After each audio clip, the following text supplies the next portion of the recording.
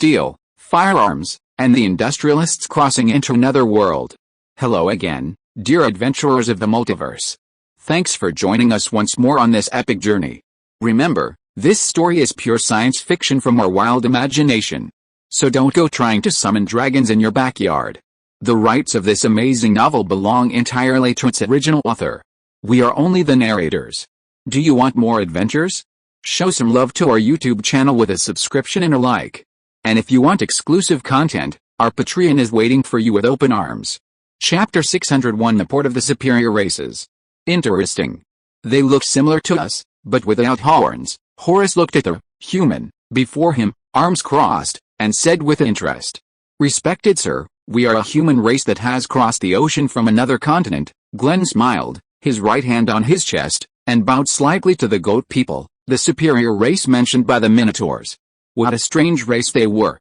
Their height and build were similar to humans, except for the two curved horns on their heads, which looked quite out of place, like a goat's. After bidding farewell to the Great Stream tribe, the Western exploration team traveled south along the coast and crossed the southern strait, arriving at the southern continent mentioned by the priest Egbert. Then they discovered a port city built by the goat people. Yes, the goat people's level of civilization was indeed much higher than that of the Minotaurs or other races on the northern continent. They were already building sailed ships, although their main power source was still oars. Glenn made a bold decision. They approached the port of the goat people. Compared to the sheep people's ships, the Western exploration team's three-masted sailing ship was truly a behemoth. The sheep people on the dock stared in astonishment at the castle that suddenly appeared from the sea. Glenn boarded the dock in a small boat and, among a crowd of astonished onlookers, met Horus, the local administrator, who addressed him as such. Fortunately, the sheep people's language was very similar to that of the Great Stream tribe, almost like a dialect, allowing Glenn and his companions to communicate. As was customary, Glenn presented his gift, which Horus readily accepted. However, when Horus saw the paper inside, he burst into laughter. "Guests from afar, I thank you for your gift, but as for this paper, we have our own too." He then proudly showed Glenn the sheep people's paper. Glenn curiously took it and examined it. Yes, it was indeed usable paper, although its quality was inferior to that produced in the Northwest Bay. Horus puffed out his chest, somewhat proudly stating, "These are inventions of our wise queen." Glenn flattered, "Your country was ruled by a great woman." "Yes," Horus continued proudly, "her queen is Argel, favored by the gods." Glenn, having landed, was invited by Horus into a tavern-like building for a detailed discussion. He seemed quite interested in this group of travelers from afar. Both sides introduced themselves. "Oh? You've encountered the Minotaurs of the northern continent?" Horus looked surprised. "Yes, we came from the northern continent, a bunch of pathetic creatures." Horus shook his head, his horns swaying with his master's movements, dangling in front of Glenn. A bunch of pathetic creatures. Glenn was both surprised and puzzled. "Yes," Horus confirmed, "since you've already seen them, you must know their impression of us superior beings, probably describing us as brutal and the like." More or less," Glenn honestly admitted. "But we had no choice." Horus shrugged. "Thank goodness, Lord of Light," Grand silently thanked the god. It wasn't hooves or anything like that waving in front of him, but a normal, human-like hand. "You may have heard from those Minotaurs that we superior races are now divided into three nations, constantly fighting each other. But while the war continues, who'll do the farm work?" He lamented. "There's no other way. We can only import some labor from the northern continent." "Excuse me, as an outsider, but you are of the same race, why can't you get along?" Grant felt incredibly awkward as soon as he uttered those words. His own continent was also inhabited entirely by humans, yet the nations were also constantly at war with each other. "Oh, actually, I'd like to know too." Horus scratched his horn, like a human scratching the back of their head. "Unfortunately, I'm not a decision maker, but merely a low-level official managing the port." The conversation between Glenn and Horus lasted 2 hours, and Horus agreed to their request to trade and resupply in the port area. The Western exploration team stayed in the sheep people's port for 5 days before deciding to leave. It was at this time that Horus welcomed the city's lord to his office. "Your Excellency Lord Hubbard, what brings you here?" Horus was quite puzzled. Lord Hubbard had never been particularly interested in port affairs. His presence here was very strange. The port area was built under the Queen's orders. Previously, the higher races weren't very interested in matters at sea, but an order from the royal capital mandated that all coastal cities have their own ports and to attempt to use ships for the transportation of goods between them. Although Lord Hubbard obeyed the Queen's orders, he merely followed them without taking any real responsibility for the actual affairs, delegating them entirely to his subordinates, especially those he didn't value, such as Horace. Hubbard was an outstanding nobleman, handsome, wealthy, and erudite, but also arrogant and possessing an inexplicable charisma that was very attractive, especially to the opposite sex. He skillfully used this charisma to his advantage, always surrounded by beautiful women. However, Horace knew that the Lord's interactions with other women were merely flirtatious. His true heart belonged to the jewel residing in the capital. I heard, Hubbard sat in his chair, fiddling with his gloves, that a group of strangely looking guests have arrived at our port. Oh, you mean those hornless people? Has the news spread throughout the city? Yes, my dear Horace, Hubbard smiled. I was thinking, perhaps we should invite them to the capital. The capital, Horace asked. To have them as guests at Her Majesty's palace. Guests, Hubbard seemed to find it amusing. No. I mean, to have them go to the capital as a gift. A gift? Horace was bewildered.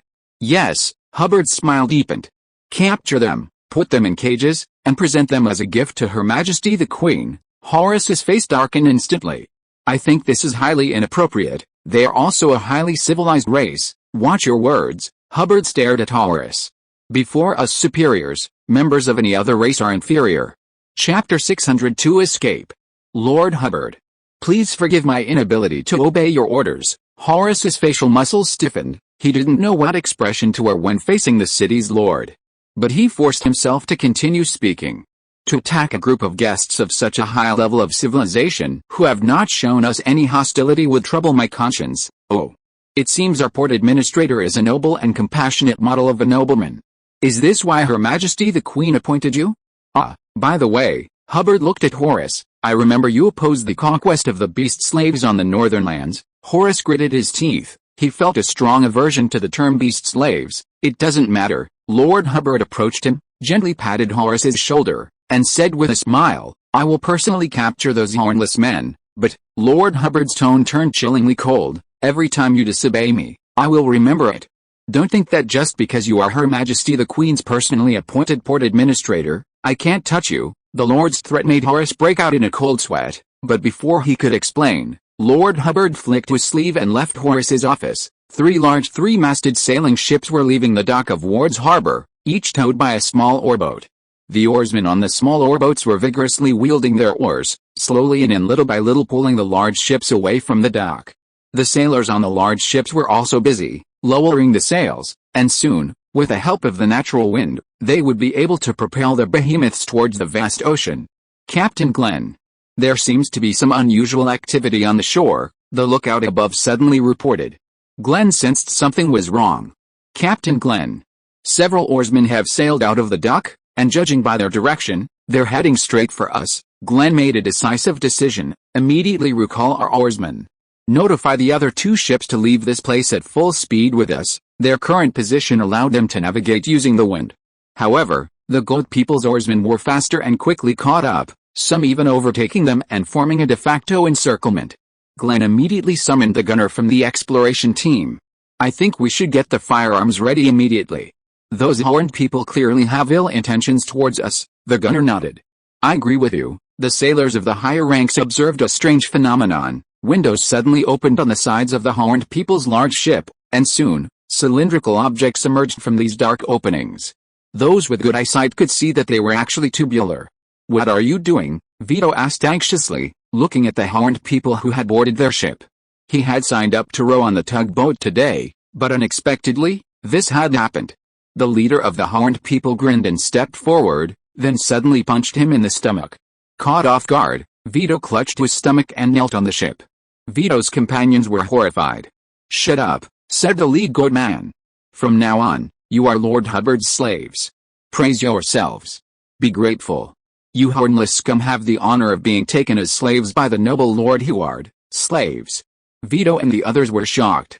These goat-horned men were actually going to enslave them. No. You have no right to do this. We are older, Vito struggled, trying to argue. But he was kicked again as soon as he straightened up. Slaves are not allowed to speak without permission. Vito and the others had no weapons and were no match for the goat-horned men wielding swords. They were quickly and brutally captured. The people on the other two tugboats were lucky. They returned to the main ship before the goat-horned men boarded them.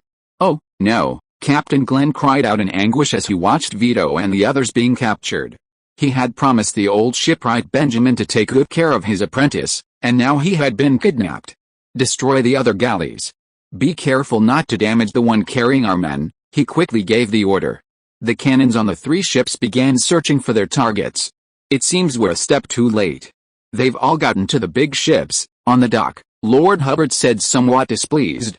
"Don't worry, sir," his attendant said, "our warriors won't let them escape." To Vito and his men, the ram-horned people on the galleys were performing very strange movements, as if they were performing some kind of ritual. "What are they doing?" Vito suddenly remembered something the priest Egbert of the Great Stream tribe had told him. The ram-horned people possessed divine power. "Everyone be careful, they might be performing some evil witchcraft," Vito shouted a warning to his men. The gunner ordered, "Aim at the ships that are performing witchcraft." After several suffocating minutes, both sides opened fire almost simultaneously.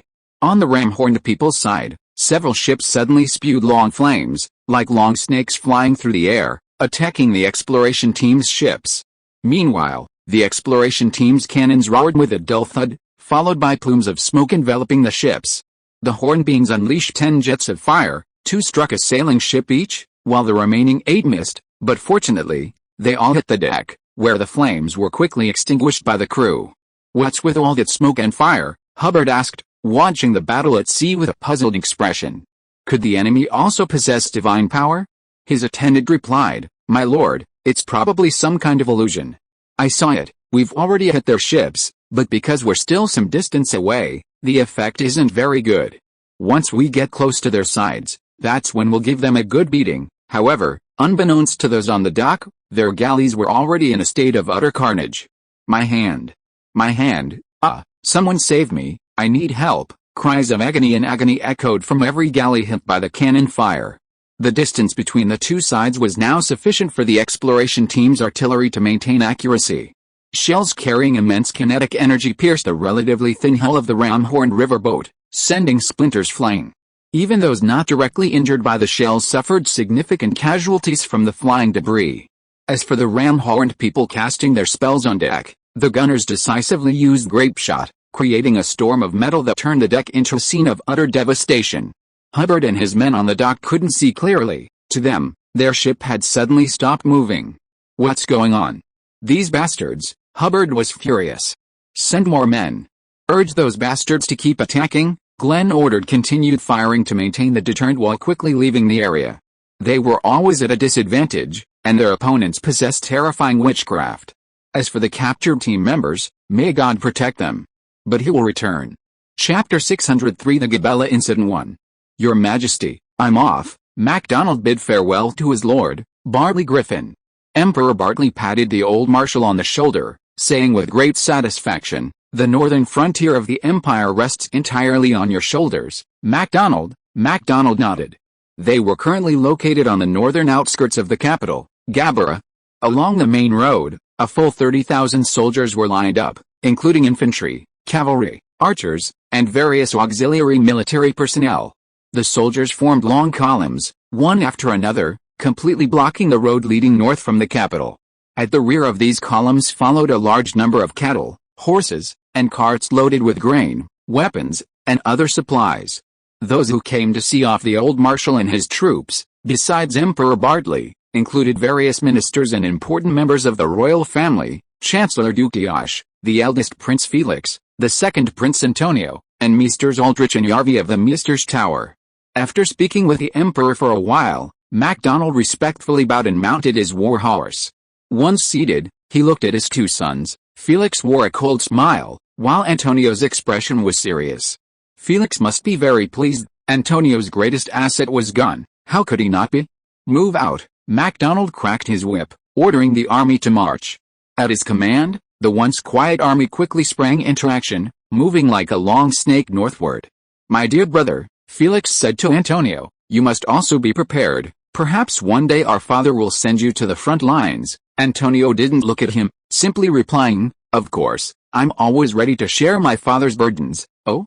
That's good. Emperor Bartley waved his hand. Let's go back. MacDonald will surely return with a cartload of orc heads as a gift. He led the royal family and ministers back to the capital. As soon as Felix returned to the city, he went to consult with his grandfather, Duke D'Oche. A golden opportunity has arrived. A golden opportunity has arrived, dear grandfather. He paced excitedly on the floor. Antonio is like a tiger without teeth and claws now, ready for us to slaughter. Be patient, Duke D'Oche said sternly, looking at Felix. MacDonald isn't far yet. We must wait until he's gone before we act. Damn it, when exactly? Felix was impatient. At least 7 days. Duke D'Oche regained his composure, appearing calm and collected. In these 7 days, we must gather all our strength, clench it into a fist, and become even more powerful. But what if something unexpected happens? Felix wanted to argue. Your Highness, Lady Courage, who had come with Felix, reminded him. We should trust the Duke's judgment. All right, I'll wait. Felix gritted his teeth. Duke D'Oche glanced at Lady Corlich with some surprise. She was a beautiful woman with silver hair, the kind of woman who would inspire fantasies in any man who looked at her.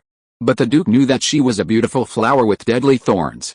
Corlich was a female assassin recruited by the D'Oche family, possessing incredible skills and a rare and sharp blade. After passing the test of loyalty, Duke D'Oche had assigned Corlich to his grandson's side as a court lady, partly to protect Felix, and partly to serve a surveillance purpose. But today, the Duke discovered that his usually impetuous grandson, Felix, had been calmed down by this woman with just a few words. Felix's usual attitude towards Corlich slowly surfaced in the Duke's mind. He suddenly had a guess. Could Felix have fallen for this female assassin? This was a dangerous sign, the Duke thought to himself.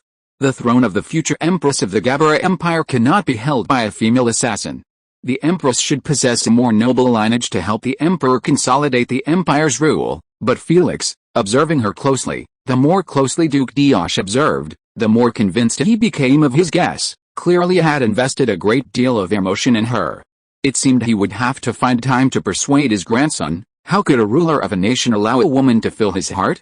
He shouldn't end up like his father, who had even fallen in love with an evil witch. After leaving Duke D'Oche's mansion, Felix returned to his residence by carriage. Lady Coleridge rode with him in the same carriage. Felix was still agitated. His mind flashed between images of himself wearing a crown and receiving congratulations from the crowd, and images of being surrounded by soldiers and ultimately killed outnumbered. His fate would be decided within this month. Victory would make him the supreme emperor of Gabella. Defeat would mean nothing, not even his life. Nervous and excited, he instinctively reached out to grasp the lady's jade-like wrist, but Lady Corlich gracefully avoided it. Your Highness, now is not the time. Haha, I'm sorry, Corlich. Felix's face was beaming. He had long been captivated by this beautiful woman. I swear, Corlich, once I wear the crown, I will make you Empress of the Empire, and you will share my power and glory with me. Because of his impending uprising, he spoke the words that had long been buried in his heart. Lady Corlich giggled, making Felix's heart flutter. The lady whispered, Your Highness is joking. When you truly ascend the throne, I'd be content just to be by your side every day, as I am now. Oh, Corlich, your virtue is as pure as the moon, Felix praised. I'm increasingly convinced of my own conviction. Yes, only you deserve that position. Corlich simply smiled faintly. Your Highness, you should focus on the present, doing your best in everything. Only after success will you have the right to plan for the future. Ah, Corlich, you always make such a good point, Prince Felix said sincerely. Some writer's block lately. Chapter 604 The Gabella Incident 2. Sigurd sent word that His Highness Felix and Duke D'Oche are preparing to make their move in a week, said the Crimson Flame Lady, Mariana's name within the Mystic Order, calmly relaying the intelligence she had just received. She was currently in a secluded room with 9 members of the 10-man group, Antonio, Aldrich, Yarvi, Ambov, and Carol, along with several other officials secretly supporting the second prince. They were discussing the latest situation in the capital. Except for Siegfried and MacDonald, all the core members of the second Prince Antonio's faction were present. Ambov frowned and said, So, as soon as Marshal MacDonald and the army left, they couldn't hold back any more. His thick beard trembled, revealing his excitement. Your Highness, I think we should strike first. The early bird catches the worm, a black-robed elder advised Antonio. His name was Doughty Matt, the most prestigious mage in the arcane society. Among these spellcasters with extraordinary powers, he was second only to Antonio, the leader. Most had never seen Master Matt cast with spells, but no one doubted his power. Master Matt always wore a black robe, and even indoors, he often covered his face with a hood, making it difficult for others to see his features. Aldrich, the leader of the Scholar's Tower, also said to Antonio, "Master Matt's suggestion is very reasonable. Now is the time when Felix and Diaz are at their most arrogant. They think they have victory in their grasp, unaware that we still have a spellcasting force hidden in the capital. Your Highness, this is a small but sharp dagger. If used at the right time and place, it will turn the tide." Others also offered their suggestions to Antonio, everyone agreeing to immediately gather forces to eliminate the Crown Prince's faction. Just as everyone reached a consensus, Antonio, the most central figure here, unusually showed signs of anxiety. He rose from his seat and paced back and forth beside the table, remaining silent. Your Highness, Master Adenal, the most skilled mental magic caster in the group of 10, slowly rose and said, "What are you still worried about, my father?" Antonio's voice was hoarse. "How can I face him?" Silence fell over the room. Generally speaking, Barley Griffin was a good ruler. However, unfortunately, he couldn't handle the dire situation foretold. Moreover, getting a monarch raised in a traditional environment to acknowledge the legitimacy of spellcasters was virtually impossible. But spellcasters were the core force they planned for the future. They needed to be able to walk openly in the sunlight, and even occupy an important position in this country and on this continent. Aldrich said gravely, "I know this is a painful choice. Barley is a good father, but he's too biased towards that role. As a monarch, he should be more ruthless. Our Gabella tradition is that the capable rise to the throne. Your Highness, given your numerous merits on the battlefield, he should have declared you as heir long ago. But because of his so-called paternal love, he didn't want to see his other son, Felix, heartbroken and disappointed, and has delayed deciding on his successor. This has given Felix and some around him illusions, and created immense doubt and uncertainty for many others. This doubt and uncertainty eventually spread throughout the entire country, dividing people into two factions who fight and scheme against each other. The Empire's power is being wasted on these meaningless activities. Therefore, Your Highness," Aldrich said solemnly, "as a Gabella citizen, I beg you to end all of this. Only by uniting the Empire can we unite this continent, and only by uniting this continent can we face the prophesied enemy." Hearing his teacher's words, Antonio asked with a hint of pain, "And then what?" "What should I do with my father?" "Let him abdicate," Aldrich suggested. "Let him enjoy the rest of his life as the Emperor's father. I think he'll be proud of what you've done." Antonio remained silent. "He-ho-he," a hoarse laugh rang out. It was another member of the group of 10, Enoch Christopher, a repulsive fellow who spent his days dealing with poison and corpses. His head was completely bald, without a single hair, not even eyebrows. His face and body were horribly thin, like a skeleton covered in human skin. "Your Highness," Christopher said with a mocking tone, "please forgive my blatant malice in speculating about your father, or rather, what I'm saying could be considered a conspiracy theory." Christopher spoke these chilling words in his usual tone. "Perhaps His Majesty's delay in announcing his heir is his deliberate act, and his intention is for you and Felix to fight each other. You see, as an emperor, your father is still young and energetic. He doesn't want to see a..." "Shut up," Master Matt and Mr. Aldrich shouted at Christopher in unison. Christopher shrugged, shrank back in his chair, and remained silent. Antonio stood there quietly, his back to the crowd. Perhaps Christopher's words had provoked him. Alice, the second prince, sighed. "This will be a life or death struggle." Carol stood up, slowly walked to his side, placed her soft hand on Antonio's shoulder, her eyes filled with affection. "Your Highness, we will all be by your side." Antonio nodded. "Very well, then let's take action immediately." When he turned around, his earlier hesitation and anxiety had vanished. In everyone's eyes, the invincible Imperial Prince who had fought countless battles was back. Master Matt, Lady Crimson Flame, secretly gathered the spellcasters near the palace, ready to assemble at any moment. "Yes, Your Highness, we will do our best." Amber Love, as captain of the guard, closely monitored Felix and Diaz's movements outside the palace. "Yes, Your Highness." Amber Love stood up, even more excited. His Highness had finally made up his mind. "Master Yarvi," the prince looked at the scholar, "you contact MacDonald and Siegfried. Several areas around the capital need to be monitored. As for my teacher, Master Waldrich, He must prepare for the public relations response after our operation succeeds. Chapter 605 The Gabella Incident 3. Felix sat in the carriage, his expression relaxed and content. He half closed his eyes, humming an unknown tune, his right hand lightly tapping on his knee. After MacDonald and Siegfried led their troops away from the capital, he experienced several days of excitement and tension. Then, as his and his grandfather's forces rapidly gathered, Felix gradually calmed down. His patience seemed stronger than before, and he began to organize the forces for the uprising with his maternal grandfather, Duke D'Oche. Today, he had visited his grandfather's residence again and was now on his way back to the palace. The carriage gradually approached the palace. Upon reaching the gate, the guards recognized it as the crown prince's carriage and removed the roadblock to let it pass. Felix was accompanied by a large group of guards, at least 20 men, who followed the carriage into the palace in neat formation. Felix looked out through the carriage window.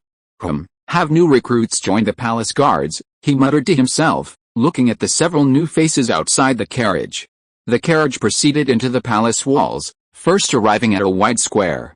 According to court etiquette, he should disembark here and continue on foot. Felix stopped the carriage, and several court attendants who were waiting in the square surrounded him, some opening the door for him, others leading his horse. He casually asked, "Where's my father now?" The guard closest to him replied, "His Majesty is boating in the lake in the gardens north of the palace." Boating? Felix found it amusing. The struggle between his two sons was about to officially begin, and Bartley Griffin, as their father, still had so much leisure to go boating. Oh, probably because he was unaware of what was about to happen. Thinking of this, another thought suddenly popped into Felix's mind. Where was his younger brother? Antonio. Oh, Antonio, Felix thought with a touch of regret, if only you weren't his brother. He was so outstanding, so beautiful. If he were merely an ordinary nobleman, he would surely consider him his best friend. As for whether he was the son of a witch, who cares?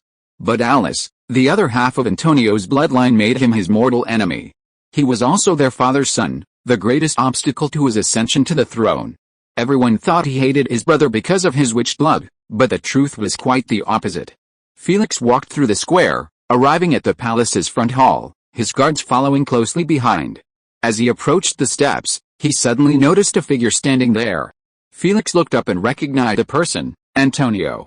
"My dear brother," he said to Antonio with a smile, "I thought you were off secretly plotting with your little clique again, but I didn't expect you to be in the palace. My dear brother, I was actually waiting for you here." Antonio, standing on the steps, also smiled, but to Felix, there was something peculiar about his brother's smile. "Waiting for me?" Felix asked, puzzled. He chuckled. "What? Do you want to talk to me about something?" Felix's first thought was that his younger brother wanted to make peace. After all, he must have his own informants and spies in the capital, and perhaps he had sensed something. But give up, Antonio. Felix thought to himself, I will never tolerate such a great threat continuing to exist in this world. He heard his brother say, "Yes, I want to talk to you about something."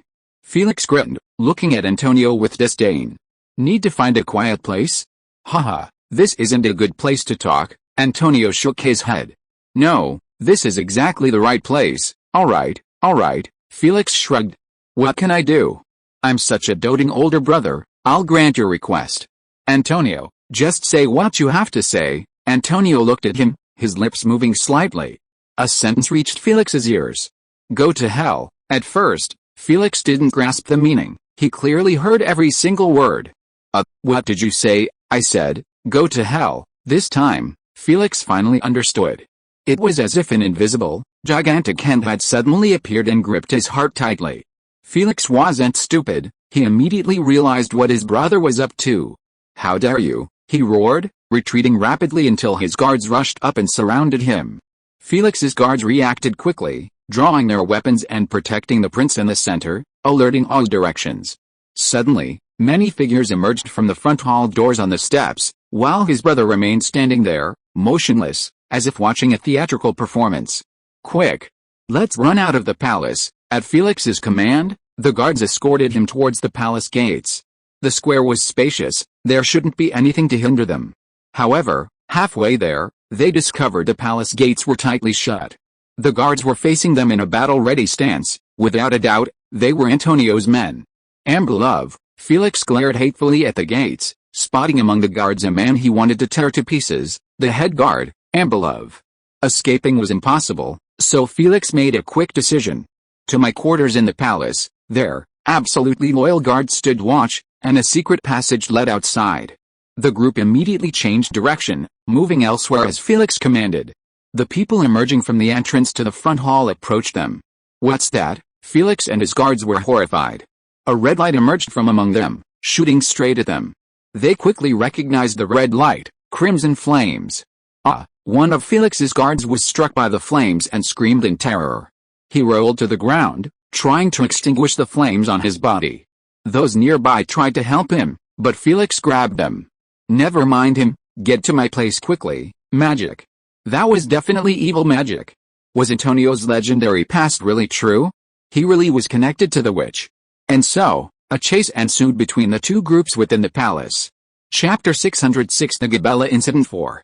Felix, protected by his guards, ran from the front hall to his quarters. Antonio's men followed closely behind. During the escape, most of Felix's guards died. They had initially planned to counterattack, as the pursuers seemed few in number. However, after one attempt, they abandoned the idea. Those people were simply too strange. Not only were there distant flames, but their arrows and crossbow bolts were incredibly accurate, almost always hitting their mark. In close combat, they discovered that their opponent's armor was exceptionally fine, and their weapons seemed impenetrable. Those fighting them were highly skilled in martial arts and possessed absurd strength. Felix was puzzled. How had Antonio managed to maintain such a powerful force within the palace, far surpassing the royal guards? They must have used evil witchcraft to become so strong, Felix thought helplessly, concluding that this was the most plausible explanation. To allow the crown prince to break away from his pursuers, many sacrificed their lives to cover the retreat. The palace of the Gabella Empire was a vast complex, and the sacrifice of those guards was temporarily worthwhile. After a long escape, a panting Felix, with only a handful of remaining guards, fled to his chambers within the palace.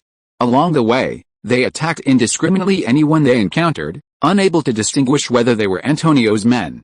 Countless casualties were inflicted on lone guards, officials, and servants. We've arrived, Felix almost wept with joy.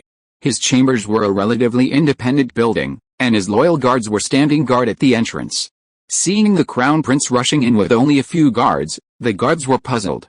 Only when they saw the bloodstains on his clothes did they realize something terrible must have happened. Quickly! Quickly! Organize a defense immediately. Don't let anyone get inside, Felix roared, ordering the guards. Yes, Your Highness, the guards nervously accepted the order. Although many had anticipated this day would come due to the relationship between the two princes, those involved still felt the event was sudden when it actually happened. Felix had barely stormed into his palace when a large group of people followed, blocking all the exits of the bedchamber. On Antonio's side, besides the troops emerging from the palace's front hall, Amborov, one of the palace guard captains, also arrived with the guards he could command. The second prince appeared on a white horse, surrounded by his entourage. He addressed his brother's guards. Felix is hopeless.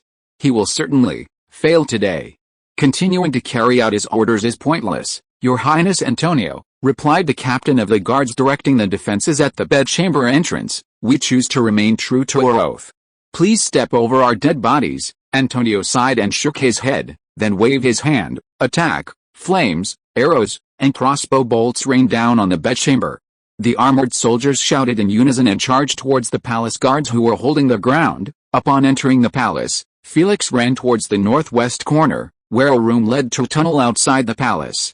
If he could use the tunnel, he could escape, reunite with the Diaz family, and then gather superior forces to launch a counterattack against Antonio's side. Your Highness. What happened? Why are you so flustered? In the corridor, Felix encountered Lady Courage, his lady-in-waiting. She was still as elegant and charming as ever, her snow-white hair striking. But Felix disregarded his chivalrous demeanor. He grabbed Courage's hand and pulled her along as they ran. Your Highness, Courage, the Lord of Light truly favors me, allowing me to meet you here. I am so fortunate, Felix explained breathlessly. That bastard Antonio, he dared to rebel? Your Highness Antonio, Courage's tone was full of surprise. Yes. That bastard. That witch's son. How dare he? How dare he? Felix, no longer caring about his manners, began to curse. He now hated his half-brother, who could very well take his life. The two of them and the guards ran through the long corridor. Surprisingly, Courage, being a woman, did not slow them down. After entering the room with the tunnel entrance, Felix made arrangements. He pointed to his guards. You, and you, come in with us. The rest of you, hold this place tight. The men assigned to cover the rear looked grim. They knew their fate. Rest assured, Your Highness, the bond of oath and the safety of their families made them choose to obey orders. Felix, accompanied by Corlich and 4 chosen guards, entered the tunnel. With a thud, the heavy stone door closed behind them, silencing the shouts and cries of battle from the surface. Only the footsteps of the first prince and his entourage echoed within. Ah, we can finally relax for a while, Felix sighed. Your Highness, I think it's too early to relax, Lady Corlich suddenly said beside him. Felix stopped. Why do you say that? This leads to my grandfather's residence. Once we get out, we'll have the power to retaliate. Lady Corlich took a few more steps forward, creating some distance between them. With her back to Felix, she asked, Your Highness, do you hate witches? Felix answered without hesitation, Of course, aren't witches all evil? Then do you like me? Haha, is that even a question? My feelings for you are thicker and stronger than that stone gate we just passed through. Courage, the beautiful lady in waiting, seemed somewhat troubled as she said, That's a contradiction. You can't hate and like the same thing at the same time. Ah, what did you say? Felix was confused. The lady slowly turned around, her face still half hidden in the darkness of the tunnel. But the half of her face that was visible sent a chill down Felix's spine. Yes, the face was still beautiful, with flawless skin and a flawless complexion. Everything was perfect, just as before. But when Felix's gaze fell upon her eyes, the gentle charm was gone, the intellectual elegance was gone, leaving only endless chill. Courage's gaze, like the biting wind of the coldest winter month, mercilessly seeped into Felix's very bones. You, realizing something was wrong, Felix struggled to point a finger at the other man. The 4 guards reacted swiftly, immediately drawing their weapons. I'm sorry, Your Highness. Felix, Courage's tone, like her gaze, carried a chilling intensity that could penetrate the soul.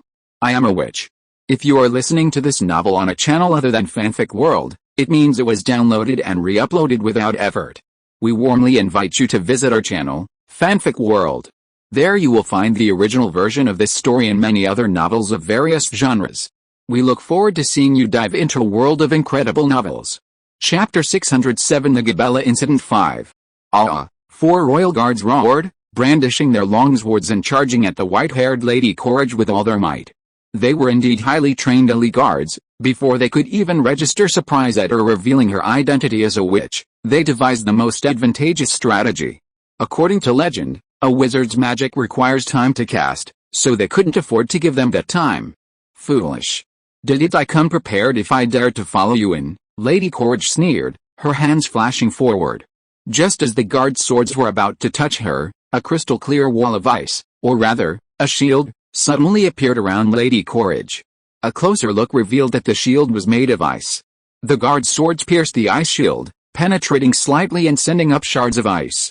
But that was all, their swords couldn't advance any further. At the same time, in this almost enclosed space, everyone felt a chilling cold descend upon them. Crown Prince Felix shivered uncontrollably, not from fear, but from the cold. The guards quickly withdrew their swords and continued hacking at the ice shield, but each strike only sent up shards of ice. They seemed to lack any way to harm the witch before them. Lady Courage, or rather, the witch who called herself Courage, no longer had the face Felix knew. The beautiful woman who had always been like a gentle spring breeze seemed to be a distant memory. The Crown Prince now faced the biting wind of winter. Mortal, Courage uttered a contemptuous term. Felix heard a few soft thuds, and the 4 guards between him and the witch suddenly collapsed to the ground. He looked down, trembling, and saw that each guard had an icicle piercing their abdomen, penetrating their leather armor and flowing deep into their stomachs, leaving large pools of crimson blood on the ground. Your Highness, run, run, a guard clutched his stomach, struggling to utter his last words. Felix wanted to run, but his legs wouldn't obey him. He looked at the witch who had just killed 4 royal guards, and their eyes met instantly. His heart felt as if it had been suddenly and violently squeezed. Felix fell to his knees with a thud, the blood flowing from the guard's body spreading to his knees. Cole, Coleridge, his lips trembled, and he uttered his question in broken sentences. You, how could you be a witch? The witch before him didn't seem to be in a hurry to take his life, coldly saying, Your Highness, there's no particular reason. I was born a witch, born to be hated by people like you, Hattie. Felix seemed to regain some courage in an instant, and his lips stopped trembling. No, how could I hate you? Oh, my courage, you are so beautiful, so elegant, and so powerful. How could I hate you? I love you more than anything. Courage, he pleaded, please let me go, I will repay you, I will repay your kindness to me. Ah. Courage, he suddenly thought of something, his brain racing, come with me. You have such power, you can surely help me put on the crown. When I become the emperor, I will give you everything you want, power, status, wealth, all within your grasp. At that time, people will not hate you, they will praise you, vying to please you, and you, as my queen, will rightfully accept all of this. The witch's lips twitched, as if she smiled slightly, but it was definitely a mockery. She strode over the body of the guard and stood before Felix, completely disregarding the bloodstains on the ground. The witch's eyes gleamed with deep mockery. Poor Felix, still dreaming at a time like this. Your Highness, do you know? Every moment I spend by your side is filled with intense nausea. No. Courage, Felix, kneeling, reached out, trying to grab the witch's leg and plead desperately. But the next second, he was kicked 2 meters away, the white-haired witch in long boots striking him hard in the face. Felix wailed, have you forgotten the days we spent together? Even as friends, the witch said. If it weren't for His Highness Antonio's orders, I would have pierced your heart long ago. As she spoke, a sharp icicle suddenly appeared in the witch's hand, as if she truly intended to pierce his heart. Antonio. Upon hearing this name, Felix felt a sudden surge of excitement that dispelled his fear. He saw Courage's previously cold eyes flicker when he mentioned Antonio's name. In an instant, anger, jealousy, and resentment ignited a raging fire within him. Especially jealousy, and this jealousy was largely related to the woman before him. I don't understand. Courage, what's so great about Antonio that you serve him? He actually questioned the witch who could easily kill him. Courage was silent for 2 seconds, then slowly said, my heart already belongs to His Highness. Although she didn't specify, Antonio understood who His Highness referred to. No. Felix was completely enraged. I was the one who started it. Ah, when did you two get together? Courage, you're mine, you'll always be mine, won't you? I will become the Emperor of Gabella, and you will become the Empress of Gabella, and we will rule this country together. The eldest prince leaped to his feet, gesturing wildly. He was now hysterical, his mind on the verge of collapse. Tell me, this was just a little joke you played, what just happened was an illusion you created with magic, and I will forgive you, really? Felix wept bitterly, his voice choked with sobs. Everything had been taken away by his own brother. Everything. He had nothing left. Enough, the witch didn't want to waste any more words on this seemingly insane man. Amid the prince's shouts, she began to chant rapidly. A lump of ice silently appeared on Felix's abdomen, then rapidly expanded. Just seconds later, with a crash, a large chunk of ice fell to the ground, vaguely resembling a human figure. Thank His Highness Antonio, it was he who allowed me to spare your life, the witch said, looking at the human-shaped ice figure on the ground. Chapter 608 The Gabella Incident 6. A series of loud thuds echoed from the stone tunnel door. Something seemed to be pounding heavily on it. The sound was so loud it made one's heart race, but Courage, or rather Sigrid, wasn't worried. This sound meant that Prince Antonio had already achieved victory outside. A moment later, a crack suddenly appeared in the stone door, then a second, a third, cracks appeared one after another, until finally, with a crash, the stone door shattered in the middle, becoming a pile of stones. A burly man appeared at the entrance, his bare, muscular arms covered in strange runes. He was a wizard. Without a word, the man and the others quickly cleared away the rubble, fully exposing the tunnel entrance. The group rushed into the tunnel and soon saw Sigrid waiting for them. Your Highness, Sigrid bowed to Antonio, who was walking at the front. Upon seeing his face, the witch's previously icy expression softened. This is, Antonio looked at the ice block on the ground and asked, my brother, Sigrid replied, yes, he is Felix. Even Antonio, known for his composure, felt a surge of intense excitement. The most important step had been achieved. Antonio asked doubtfully, is he, all right, Sigrid glanced at the humanoid ice block on the ground, shook her head, and said, I can't guarantee his body won't be damaged, but his life can be saved. Release him. Don't do this. As you wish, Your Highness. Sigrid waved her hand, and with a crash, the ice block shattered into pieces, revealing the first Prince Felix inside. Your Highness, another witch present, Carol, who had just followed Antonio in, suggested, why not send someone out through this tunnel? Perhaps we could give Duke D'Osh a surprise. No, Antonio rejected her suggestion. That's too dangerous. We shouldn't divert our forces. Our immediate priority is to control the entire palace area and all the palace guards, and, my father. That way, we'll have no rivals in the capital. He then looked at Sigrid and said approvingly, You've done very well, Sigrid. Your efforts and dedication are irreplaceable in our cause. Sigrid looked at him. Your Highness, I will carry out every order you give and help you achieve ultimate success. After speaking, she glanced at Carol beside Antonio, but the latter's expression remained unchanged. Antonio called out again. Bennett, the man who had smashed open the stone door, replied in a gruff voice, Your Highness, what are your orders? Take your men and guard this place. Yes. With me here, no one will pass through. After making the arrangements, Antonio led his men back to the surface, and Felix, still unconscious, was carried out. When the sun came out again, Ambov, Aldrich, Jalvi, and others arrived just in time. The palace area is now under our control, and even the Queen is under our protection, Ambov reported to Antonio, and everyone knew what he meant by protection. Antonio praised them and said in a deep voice, Now, it's time to see my father, our emperor. Ambov said, The paths to the garden area are also blocked. You can go see your father at any time. Let's go. After hesitating for a few seconds, Antonio was about to leave. No, Aldrich stopped him. Everyone looked at the old scholar with puzzled expressions. Aldrich looked at Emborov and said, Remember, it was Felix who started the rebellion, and it could only be Felix. You must make His Majesty understand this fact. If His Majesty understands, that's good. If His Majesty doesn't understand, you know what to do. Amborov was stunned. He looked at Antonio somewhat helplessly, but found that His Highness didn't respond to his gaze at all. Amborov nodded heavily. I understand, and one more thing. Aldrich called him back and instructed, whether he understands or not, His Majesty must be made to completely give up on his eldest son. Yes, sir, Amborov agreed, and then led a large group of guards away. In the garden area north of the palace, haha, another one has taken the bait. Emperor Bartley Griffin of Gabella was in a good mood today. He had already caught several large fish by the lake. The fish in the water are all vying to bite the hook as soon as they see His Majesty arrives. His attendants flattered him. You lot, Bartley laughed and scolded.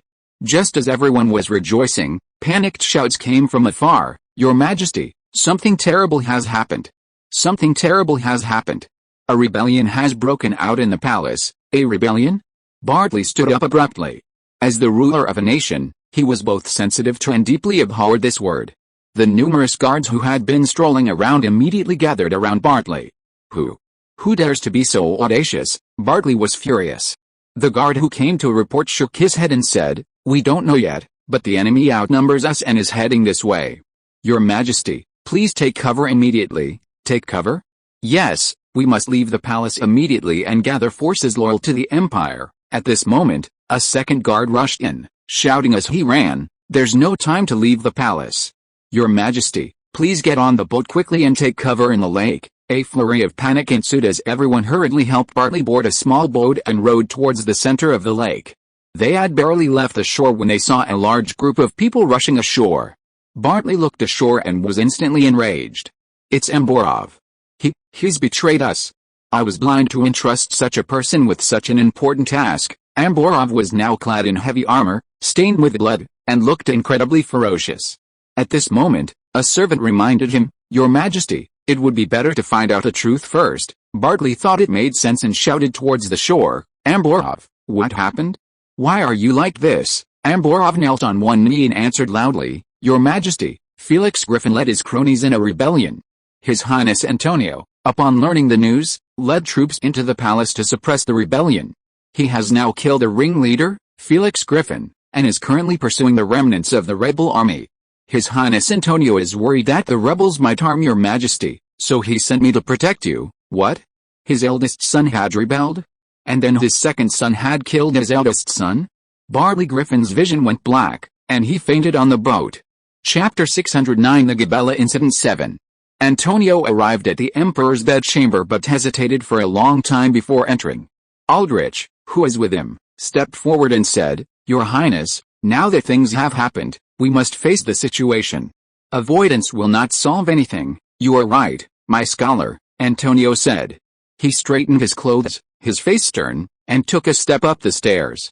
The guards standing at the door saluted him. These were, of course, Antonio's men. The Emperor's original guards had been reassigned. As soon as Antonio entered, he saw Ambrov standing there. Ambrov stepped forward and said, "Your Highness, your father is currently quite depressed. He needs the comfort of his loved ones. Please come in quickly." Antonio patted Ambrov on the shoulder. "You did a good job. Thank you for guarding him. Thank you for protecting my father." He then walked past Ambrov and into the inner bedroom. On the bed lay an old man, his face haggard and his expression sorrowful. The Emperor of the Gabella Empire seemed to age 10 years in an instant. His eyes lost their former luster, becoming cloudy, and his hair was disheveled from his own tugging. His skin lacked its shine, becoming dull. His Majesty seemed indifferent to the outside world. Even when Antonio entered the room, Bartley Griffin didn't raise his head. The courtmaid standing by the bedside looked at Antonio with awe. She now knew that the young man before her was the future ruler of this empire. His words would determine the fate of countless people. The maid bowed, and Antonio waved her away. The prince came to the bedside and softly called, "Father, I've come." Only then did Emperor Bartley Griffin slowly raise his head. "You've come," he said, his voice slightly hoarse. Antonio gently sat down on the edge of the bed. The Emperor looked at his second son beside him. Suddenly, he reached out and hugged Antonio tightly, bursting into tears. Hearing the Emperor's cries, Ambrov rushed in, only to be met with a scene. Antonio, too, stretched out his arms and tightly embraced his father, his eyes welling with tears. Antonio slowly said, "Father, I will govern this country even better. It will become the greatest nation in history, bearing the glory of every human being." Antonio stayed in his father's room for half an hour before emerging. Outside, he saw someone who surprised and delighted him, Siegfried. Antonio stepped forward and embraced him. "My friend, my brother, I need you by my side so much right now." Siegfried returned the embrace warmly. "I will always stay by your side, Your Highness." He glanced at the bedroom door and asked worriedly, "His Majesty, how is he?" Antonio shook his head. This has been a huge blow to him. "My father needs time to heal his grief, but eventually he will realize that this is reality." "By the way, how did you end up here?" According to the plan, Siegfried was supposed to lead the army with Marshal MacDonald to the vicinity of the capital to attack the citadel defended by Duke Diaz's confidants. Siegfried smiled, somewhat disdainfully, and said, "Duke Diaz's cronies are utterly pathetic. Only one citadel remains to resist. Marshal MacDonald said he's more than capable of commanding the army, and he wants me to lead a contingent back to the capital to deter those still hesitating." Antonio said, "While we were making our move, Duke Diaz somehow got wind of it and fled. He's gone into hiding outside the capital, and we haven't found him yet. Therefore, I suspect he's hiding in the still resisting citadel. Send someone to inform Marshal MacDonald, be extremely careful, and absolutely do not let the Duke himself or any of his remaining followers escape." "Your Highness, I will certainly do my best, please rest assured," Siegfried replied very seriously. After leaving the Emperor's palace, Antonio convened a meeting of the 10-man council. "Your Highness, Master Matt raised his proposal at a meeting. Barnett has been missing for too long. We should go and find him. As the most powerful melee spellcaster, Barnett holds a pivotal position within the Arcane Order, the undisputed leader of their faction. However, embarrassingly, Barnett has been missing for several years. Initially, the Arcane Order's higher-ups didn't take it seriously, as Barnett was arrogant, always alone, and independent. His personality wasn't appealing, and his inclusion in the 10-man group was somewhat of a compromise. Many were even secretly pleased that he wasn't frequently around.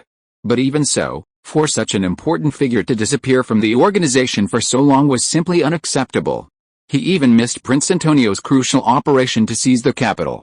This wasn't just a character flaw, it was a serious dereliction of duty, and he had to be punished. But before that, the Arcane Order had to find him. Find out what he was doing, or if he was even dead. Many hoped it was the latter. Antonio said, considering he hasn't returned to Gabella for so long. Therefore, we must consider the possibility that Barnett has already betrayed us. I agree with your idea, Master Matt nodded. And to deal with his possible betrayal, we must send powerful figures to deal with him. After all, Barnett is a powerful melee spellcaster, requiring a 10-man squad to handle him. Your Highness, you shall make the appointment. I would like to hear your opinion, Master Matt. Doherty Matt considered for a moment. I suggest sending Master Adenal and Lady Crimson Marianne to find Barnett. Adenal is a master of mental magic, and will have a strong restraint on Barnett.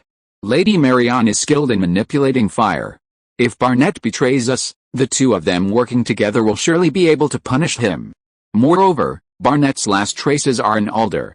Lady Marianne is from Alder, and she is very familiar with the place. In that case, let it be. Antonio agreed to Doherty Matt's suggestion.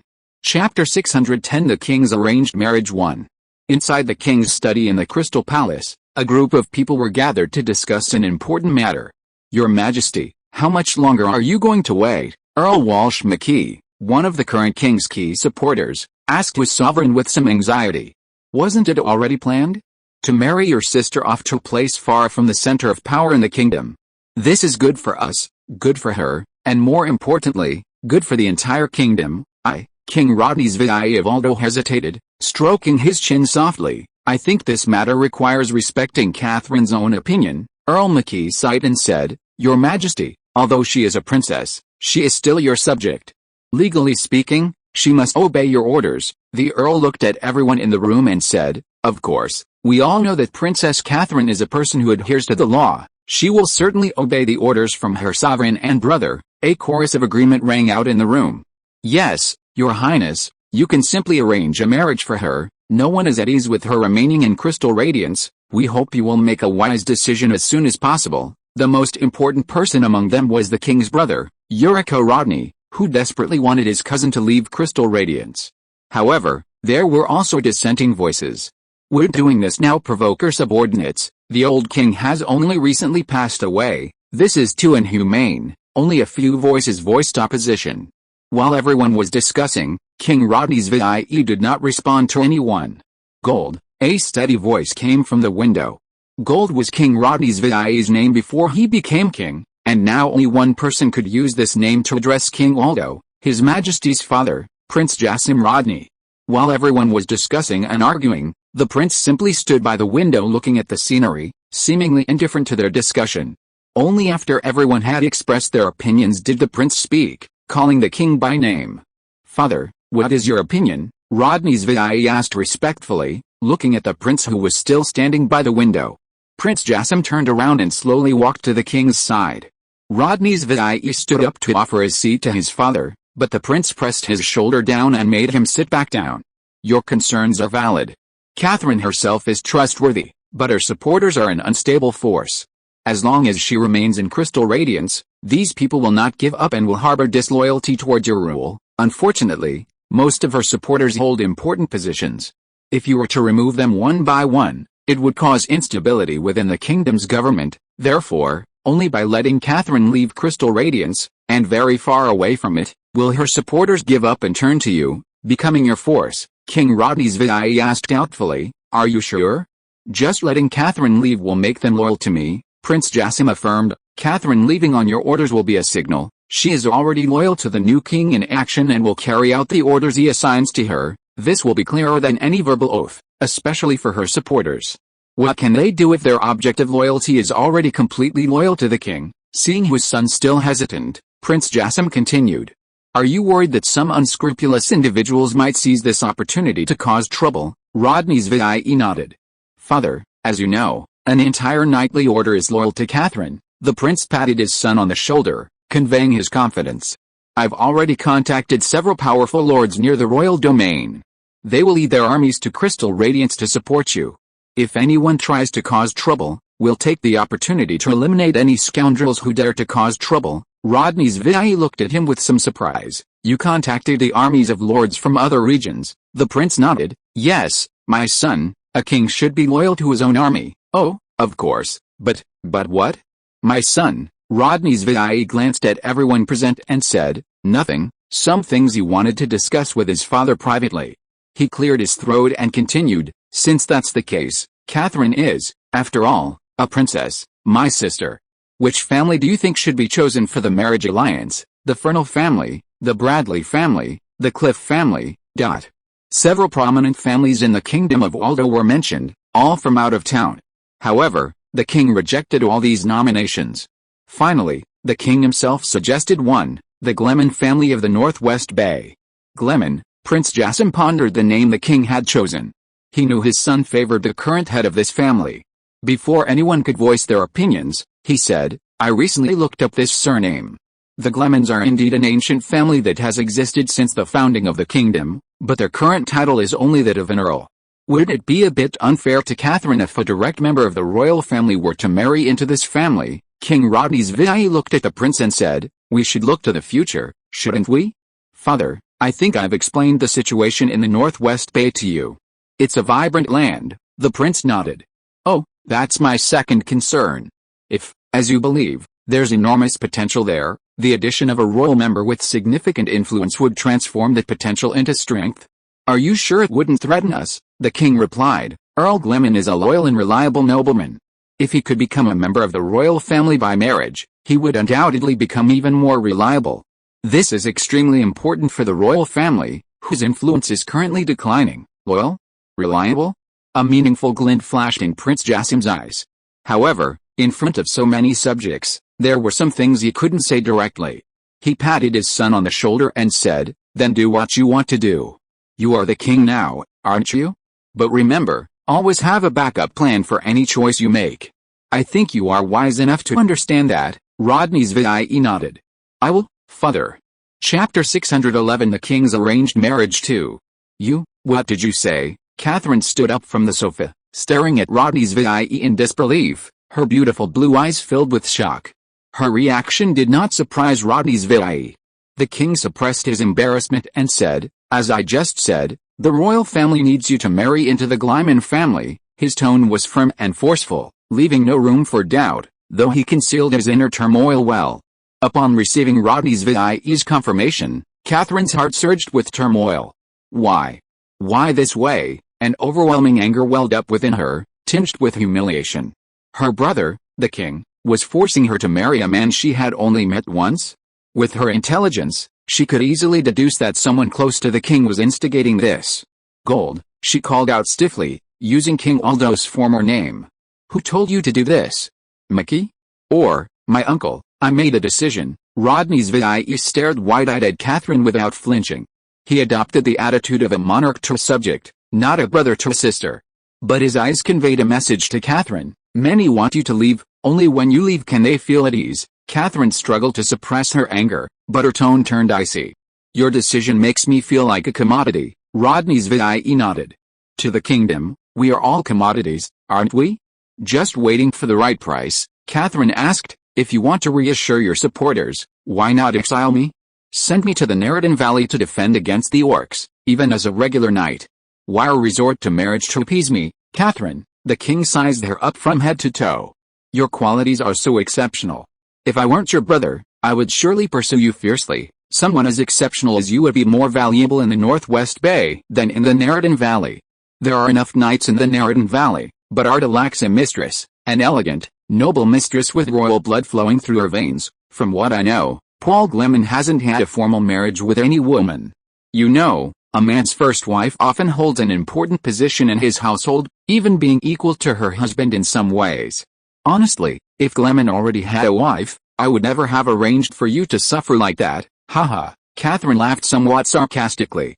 My dear king brother, am I supposed to thank you? Rodney's VIE said seriously. Catherine, you are a princess. Yes, in many fairy tales, a princess often signifies a romantic love story. But those are fairy tales. From a young age, you helped your uncle with government affairs, led troops, and fought in battles. I think you, at this age, have already abandoned those unrealistic fantasies. You can ask your married or engaged friends if their husbands are the Prince Charming they once dreamed of, if their husbands are the object of their former admiration, and if their marriages were mixed with family interests. King Rodney's VIE stared into Catherine's eyes and said slowly but firmly, I think you should be aware of this. Catherine slumped down. There was no need to ask. She already knew what the king was talking about.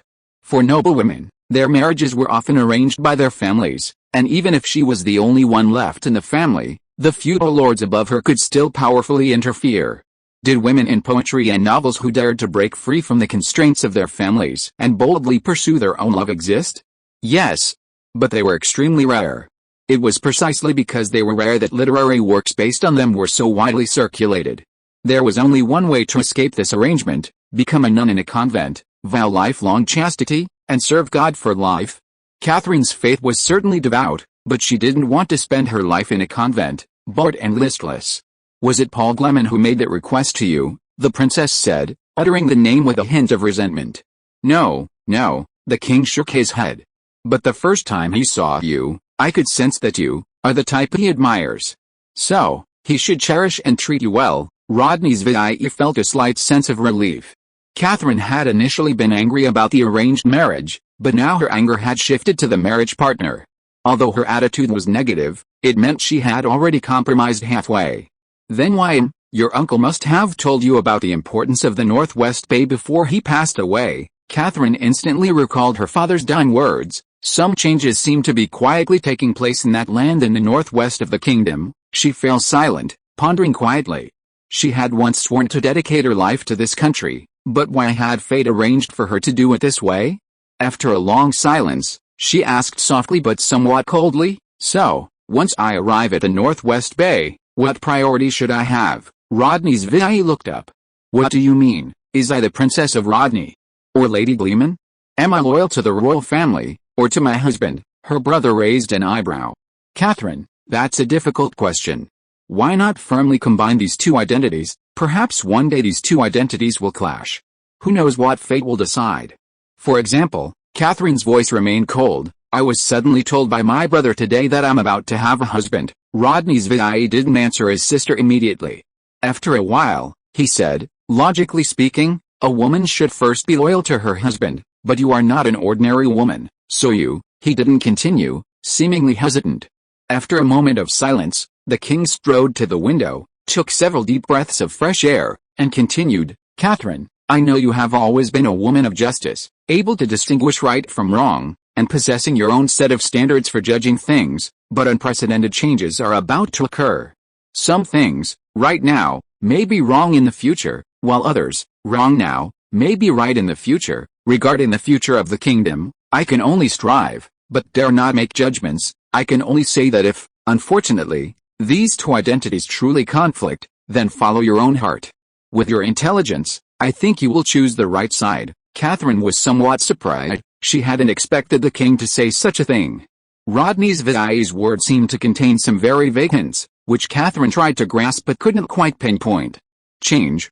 Her father, her brother, had both mentioned this word, and both were related to the Northwest Bay. Perhaps she should go and see that land? Chapter 612 The King's Marriage 3. Wah. Every few days, the old butler would show him portraits, asking him to choose a wife who would satisfy him. These portraits mostly depicted unmarried daughters from various noble families in the Northwest Bay, but Paul was never satisfied. Don't misunderstand, Paul wasn't like other transmigrators who, even if the other person was an impeccably beautiful woman, would shout about free love, marriage autonomy, and hating an arranged life. If his family actually arranged a marriage partner he was satisfied with, Paul would be drooling with joy. Paul had once had beautiful fantasies about his other half. However, his beautiful fantasies weren't about an interesting soul or anything like that. In this respect, Paul was a very ordinary person. His ideal of beauty was simply a pretty face. But a pretty face needs the nurturing of a suitable environment, a comfortable life combined with the sedimentation of time, cultivated generation after generation. And the Northwest Bay. Everyone knows what kind of place it used to be. The Northwest Bay is poor now, but it lacks the sedimentation of time. In his previous life, Paul had at least been bombarded with all sorts of beautiful women on the internet. This made him somewhat hesitant to make a move on the girls of Northwest Bay. The two out-of-town beauties who came into his life, Betty Diaz and Lady Sisha, perfectly matched Paul's definition of good looks. However, Betty was a bit arrogant, and Paul always felt she had a condescending attitude when interacting with her. Moreover, Betty later left Northwest Bay. As for Lady Sisha, her beautiful appearance, mysterious magic, and calm mind made her a popular character in any game or film. There was indeed some ambiguity between Paul and this witch. Facing Lady Sisha, Paul had experienced one of the three great illusions of life more than once. Especially when he was making grand promises about industry or technology, or providing scientific explanations for certain natural phenomena. Lady, as a scholar, always looked at Paul with a kind of admiration. Lady had risked her life to protect him more than once. Lady had repeatedly expressed her loyalty to Paul and his cause, but Paul was unsure whether this was akin to knight's loyalty to his monarch or something more. When Paul began to probe, or attempt to shift their relationship from ambiguity to something else, he encountered resistance. The first obstacle came from the old butler, Philip, who knew of Lady's witch identity. When Philip realized that Paul might harbor some kind of fantasy about this beautiful woman, he immediately warned his master. If Lady Syria becomes your partner, once her identity is revealed, it will bring you enormous trouble, even a tragedy. Paul asked in surprise. A tragedy? Philip replied, yes, if you and she are merely lord and vassal, it's fine. After her identity is exposed, you can protect yourself, or your prestige and power may be strong enough to subdue the people or even confront the church, but if you become husband and wife, it will be different. Your wife will share your power and become the mistress of the land. Your people may accept that their lord has a witch as a subordinate because she is also under your rule, but they may not accept a witch ruling them. They will have doubts and fears, and eventually, those doubts and fears will extend to you, her spouse. Then you will have emotional and familial bonds. And even the greater bond of children. I know, Lord Giles, like your father, you are someone who values these things very much. Then, you, and your witch wife, will inevitably face some very difficult choices. For you, especially for your children, it will be a great tragedy. A child? Philip, you're thinking too far ahead, Paul chuckled. No. Not at all. Paul remembered clearly how Philip had looked at him with pity, as if a tragedy had already occurred. Always, Philip, whom Paul considered an elder, was against it, or at least disapproved. The second obstacle came from Lady, or rather, Paul himself. Lady Sisha was a woman of calm and collected character. She wasn't the kind of aloof, icy beauty, but she wasn't particularly warm either. Whenever a spark of ambiguity ignited between Paul and her, this woman always stopped short.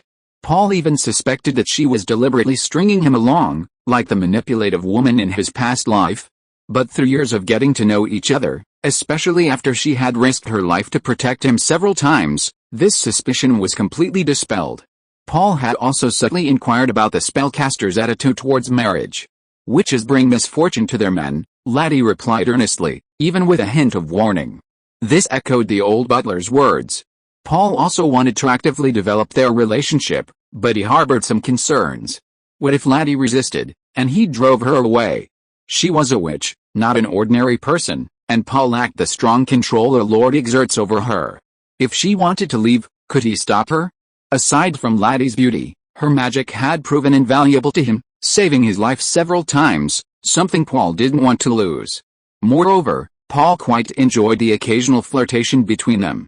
All these reasons prevented Paul from letting Lady leave, thus stopping him from actively changing the situation. Chapter 613 The King's Arranged Marriage 4.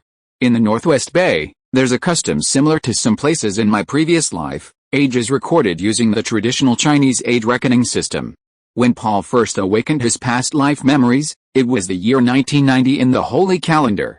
He was 14 years old, traditionally 14 by the Chinese reckoning system, and 13 years old, actually 13 by the Western calendar. After being forced into the role of Lord for 5 years, in the current Holy Calendar 1995, he's already 18. People in the Northwest Bay marry very young, making Paul a well-off young man there. Melon Garnard, who's about his age, had already become engaged to a noblewoman the previous year. Derek Heller, 2 years older than Paul, was already a father. Paul's pickiness about his marriage was causing his old steward, Philip, great anxiety. Especially after the recent rebellion sparked by the reforms, the old steward was even more eager for Paul to get married. During his trip south to Jingai to meet the king, the old steward had an idea. The girls in the Northwest Bay didn't catch your eye, surely there will be some in Jingai, so he implored Paul to socialize extensively in Crystal Glory, attend numerous banquets, and bring back a mistress for the Gleman family's castle. Of course, he knew Paul wasn't good at socializing, So he also asked the others traveling with him to guide Paul as much as possible. On the way to Crystal Glory, Paul had some fantasies. But he never imagined his life's most important event would arrive in such a way. Hansel's father, Earl Pearson Abbott, was sent by Rodney's Valley to him, asking if he would be willing to become Princess Catherine Rodney's life partner. Catherine Rodney, the dream girl of countless nobles and talented men of the kingdom, was going to marry him? Just recently, he had met this famous princess in military attire. Her appearance was impeccable. Unlike Lady Cecia's serene beauty, Catherine's beauty was aggressive, imposing. Although she didn't speak much, every word was powerful and resonant. All of the aforementioned qualities, perhaps honed from long-term high positions, especially commanding an army predominantly male, have cultivated a unique aura. She's practically the epitome of a mature, sophisticated woman. As for whether Paul is satisfied with such a woman, he's undoubtedly 1000% satisfied. After a long silence, Paul asked Earl Abbott, "What does the princess herself think?" Baron Pearson Abbott smiled slightly at him. "Since it's His Majesty the King's wish, I think Her Highness the Princess will certainly be pleased." "Huh? So, is she pleased or not?" Paul felt something was amiss. Could I consider it? This wasn't just a windfall, it was a gold mine. Could such a good thing really exist? Even if it did, could he handle it? Paul had some doubts about these questions. He needed to consult someone. Earl Abbott was slightly surprised by Paul's answer. "All right, should I tell the king you're considering it? Or would you like me to delay my reply and give His Majesty a definite answer, yes or no?" Paul thought for a moment and said, "If possible, I hope for the second." The king wanted to marry his sister to him. Should he put on airs and say he needed to consider it? Count Abbott nodded. "Very well, I will go to the palace tomorrow afternoon to give His Majesty my reply. You will have a day to consider before then." Listening to his father's conversation with Paul, Hansel felt a surge of emotions. There was a hint of bitterness in these emotions. After all, which noble son in Crystal Glory hadn't harbored feelings for Princess Catherine? But the main thing was a reassessment of Paul. Had this Count of Arda become so powerful that the king was trying to win him over through marriage? Of course, Hansel also knew some other things from his father, such as the new king's apprehension towards the princess's supporters. But if it was merely out of apprehension, the king could have easily married his sister off elsewhere. He had many other options. But His Majesty had chosen Paul Gleman. Hansel couldn't help but persuade him, "Lord Gleman, this is a once-in-a-lifetime opportunity. If you become related to the royal family by marriage, you will instantly become one of the highest-ranking figures in the kingdom. The Northwest Bay will also play an important role on the political stage of Aldo." Hansel's voice was full of temptation, but he also had his own considerations. As an official who had served Paul for many years, if Paul became a high-ranking official in the kingdom, his own importance would rise accordingly. "You're right, Hansel, so I need to consider this more carefully." Sigh. If only he had brought old Ford or Philip to Crystal Glory, they would definitely have analyzed it for him. Paul, in a daze, saw Abbott and his son off. He closed the door, returned to his seat, and fell into a long silence. "What?" A chorus of surprised exclamations rang out around the table. Myron, Victor, Laddie, Bernard, Hansel who had been recalled, and several other Northwestern nobles who were on good terms with Paul, Price Parker, Derek Heller, and others, were gathered in a room at the Arda office in Crystal Radiance. "That famous Princess Catherine, the king actually wants to marry her to you." Everyone expressed disbelief. "What? Do you all think I'm not qualified to marry her?" Paul said, somewhat annoyed. "Fine. That's how you see me." "Oh, don't misunderstand, Paul." Earl Parker stepped in to smooth things over. "The marriage of a princess of a kingdom is a major event. Whoever she marries, everyone will be surprised when they hear his name. So what's your opinion?" "Why ask for an opinion? Of course, I agree." Price Parker's tone was firm. "To marry a member of royal blood, this is the dream of countless nobles. And to marry Princess Catherine, this is something countless nobles wouldn't even dare to dream of." As soon as he finished speaking, Myron and Victor chimed in. "This is an incredible thing. We'd be green with envy." "Exactly, be brave, Paul." They all seemed to find it hard to agree. Paul turned his gaze to Laddie, his expression questioning. Cough cough, Laddie, what do you think?" The witch didn't answer immediately. It was the first time Paul had seen her in a daze. He waited patiently, but all he got was a rather dismissive reply. "I have no opinion. Lord Giles, You can decide for yourself. I haven't been updating very often lately, please forgive me.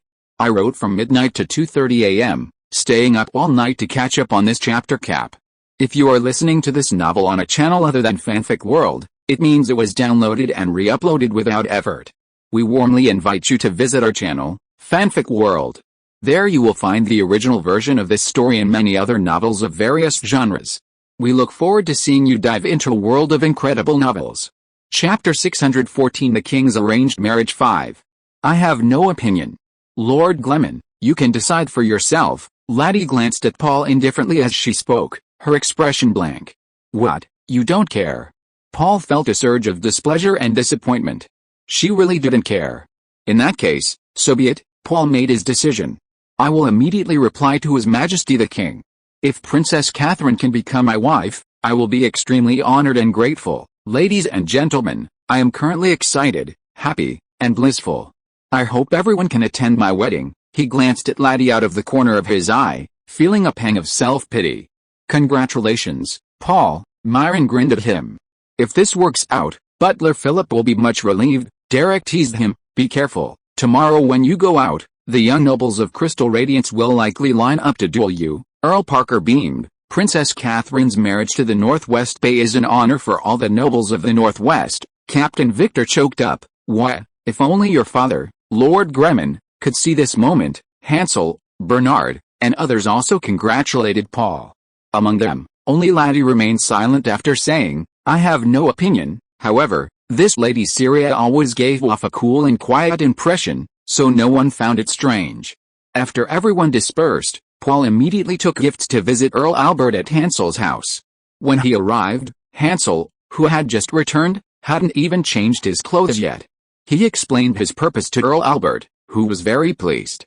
I hope you and Princess Catherine will have a wonderful marriage. The task the king had given him was successfully completed. Catherine, Paul Gleman responded, saying he felt very honored and grateful. In the palace gardens, Rodney's VIE found his sister and told her the news.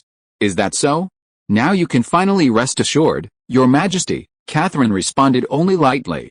As for Aunt Phyllis, Rodney's VIE mentioned his aunt, Catherine's mother. Don't worry, I'll speak to her myself. Ah, you're such a thoughtful sister. However, Catherine suddenly said. Is there anything you wish for? I will grant it, Rodney's VIE assured her. Catherine spoke frankly, when I go to the Northwest Bay in the future, I hope to take my mother and sister with me. Rodney's VIE frowned. He was conflicted, wondering if he should be ruthless and leave Catherine's mother and sister in Crystal Radiance, which would be a good restraint for her while she was away. However, Catherine had already made a huge sacrifice, and if he continued, he feared that even the last vestige of kinship between them would vanish. Catherine saw Rodney's VIE's inner turmoil, and her gaze towards the king gradually turned cold. Oh, of course, you can take them with you. Rodney's VIE's face hardened with a sorrowful expression. Although I will miss them dearly, we are family, aren't we? But, he continued, I hope you can respect their wishes, especially Eileen. She's so young, isn't she? She's young, vibrant, and a scholar. She'll definitely prefer beautiful, bustling, and culturally rich places. Northwest Bay can't compare to Crystal Radiance in that regard. Besides, Eileen isn't exactly young anymore. While Crystal Radiance has so many excellent men for her to choose from, is she really able to choose from? Catherine interrupted him. Won't Eileen be assigned to someone just because you say so? Perhaps Vedlin? Or even Giles, my God. Rodney's VIE exclaimed, his voice tinged with embarrassment and anger. Catherine, what kind of person do you think I am? Do you think I have no bottom line? You know your situation is rather special. A hint of sadness flickered in Catherine's eyes as she said, Eileen is coming with me. I want to give her a free life. I sincerely wish her a bright future, truly wish her that, the king said. By the way, perhaps you should spend more time with Paul in private, cultivate a relationship beforehand. He's a reserved and shy man. Shut up, Catherine interrupted the king somewhat rudely. Crack, a crystal glass shattered on the floor. Eileen stared blankly at her sister, and the two sisters' mother, the former Queen Phyllis, also looked at her eldest daughter in shock. Catherine had told them about her impending marriage to a distant land. Why didn't you discuss it with us first? Phyllis scolded her angrily. Although her eldest daughter had always been very opinionated, This was simply outrageous. It was Brother Gerd who arranged it. Catherine told her mother and sister the truth. However, I will take you with me. The two women immediately understood what was going on. Although they didn't care about politics, their positions meant they couldn't stay out of it. Fine, I'll go find him. He bullies his own sister as soon as he becomes king. Phyllis immediately stood up, angrily heading out to settle scores with her king nephew. Mother, Catherine stopped her. I've already agreed. Gerd is right, this is indeed the best way to maintain the unity of the kingdom. Someone has to compromise. Oh, Catherine. Phyllis hugged her daughter tightly, tears welling in her eyes. Who is it? Eileen, who had just snapped out of her daze, suddenly asked. Who is that Gerd guy going to marry you off to? Eileen's eyes widened as she asked a very important question. The little princess was now filled with anger, as if something important was about to be taken away. How could my sister, hand this over to someone else? Although she had known for a long time that this day would come sooner or later, Eileen still felt extremely distressed when she actually faced it. What's more, this wasn't even her sister's own wish. Catherine wiped away the tears from the corners of her eyes. Eileen, you know this person too. I know him, it's Earl Paul Gleman of the Northwest Bay. Eileen's eyes widened even more. No way? Chapter 615 The King's Arranged Marriage 6. Early in the morning, the sound of rapidly beating hooves echoed along Binney Street, where the Alda mansion was located. A procession of fine horses pulled up directly in front of the mansion and stopped. The guards on duty at the gate stared in astonishment at the scene before them. They were somewhat bewildered, for the banners carried by the procession bore the insignia of the Alda royal family. Each horse in the procession was exceptionally strong, and the knights riding them were all clad in fine armor, which gleamed in the morning light. After the knights stopped, they scrutinized the Alda mansion before them with approving eyes. Excuse me, are you from the palace? What brings you here? A guard asked boldly as he stepped forward. Summon Paul Gleman, a rather authoritative female voice rang out. Although the tone was harsh, everyone who heard the voice assumed that its owner must be a great beauty. Clatter. Clatter. Clatter. After a flurry of hoofbeats, the knights parted to make way for the procession. A young woman riding a white horse, dressed in light green hunting attire and tall boots, slowly emerged from the passage. Her face was veiled, obscuring her features, but her large, clear eyes revealed that she matched the description given by the voice. The white horse circled in front of the manor gate, snorting as if challenging the guards. This was clearly someone not to be trifled with. The guards, exasperated, said, "Please wait a moment, I'll go in and report immediately." "Hurry," the young woman shouted, and the expressions on the faces of her knights froze as they all turned to look at the guard about to go in. "Yes, I'll go right away." The somewhat frightened guard quickly ran back. "Who goes there?" A loud shout came from inside. It was Victor, Paul's captain of the guards, who rushed out. "Someone is looking for Lord Giles," the guard reported tremblingly. Victor frowned. He noticed the royal banners flying in the ranks. Yesterday, the royal family had come to propose marriage to Lord Giles, so why were they being so impolite today? Had something changed? Victor's gaze settled on the girl in the middle of the group. She seemed to sense Victor's attention and turned her gaze back to him. Victor was startled. Those eyes, he felt he had seen them somewhere before. The girl slowly pulled down the veil covering her face, revealing her true appearance. Victor's eyes widened, an expression of disbelief filing his face. Lady Dioche. Yes, that face was unmistakably Betty Dioche, who had already left the Northwest Bay. Long time no see, Victor. Betty also recognized the captain of the guard. Having frequented the Lord's mansion in Lacquer Town, she was naturally acquainted with Victor. "However, perhaps you should address me differently, Eileen Rodney." "What?" Victor nearly bit his tongue. Wasn't Eileen Rodney one of the former king's two daughters? Seeing him lost in thought, Eileen reminded him, "Hurry up and get Paul out here.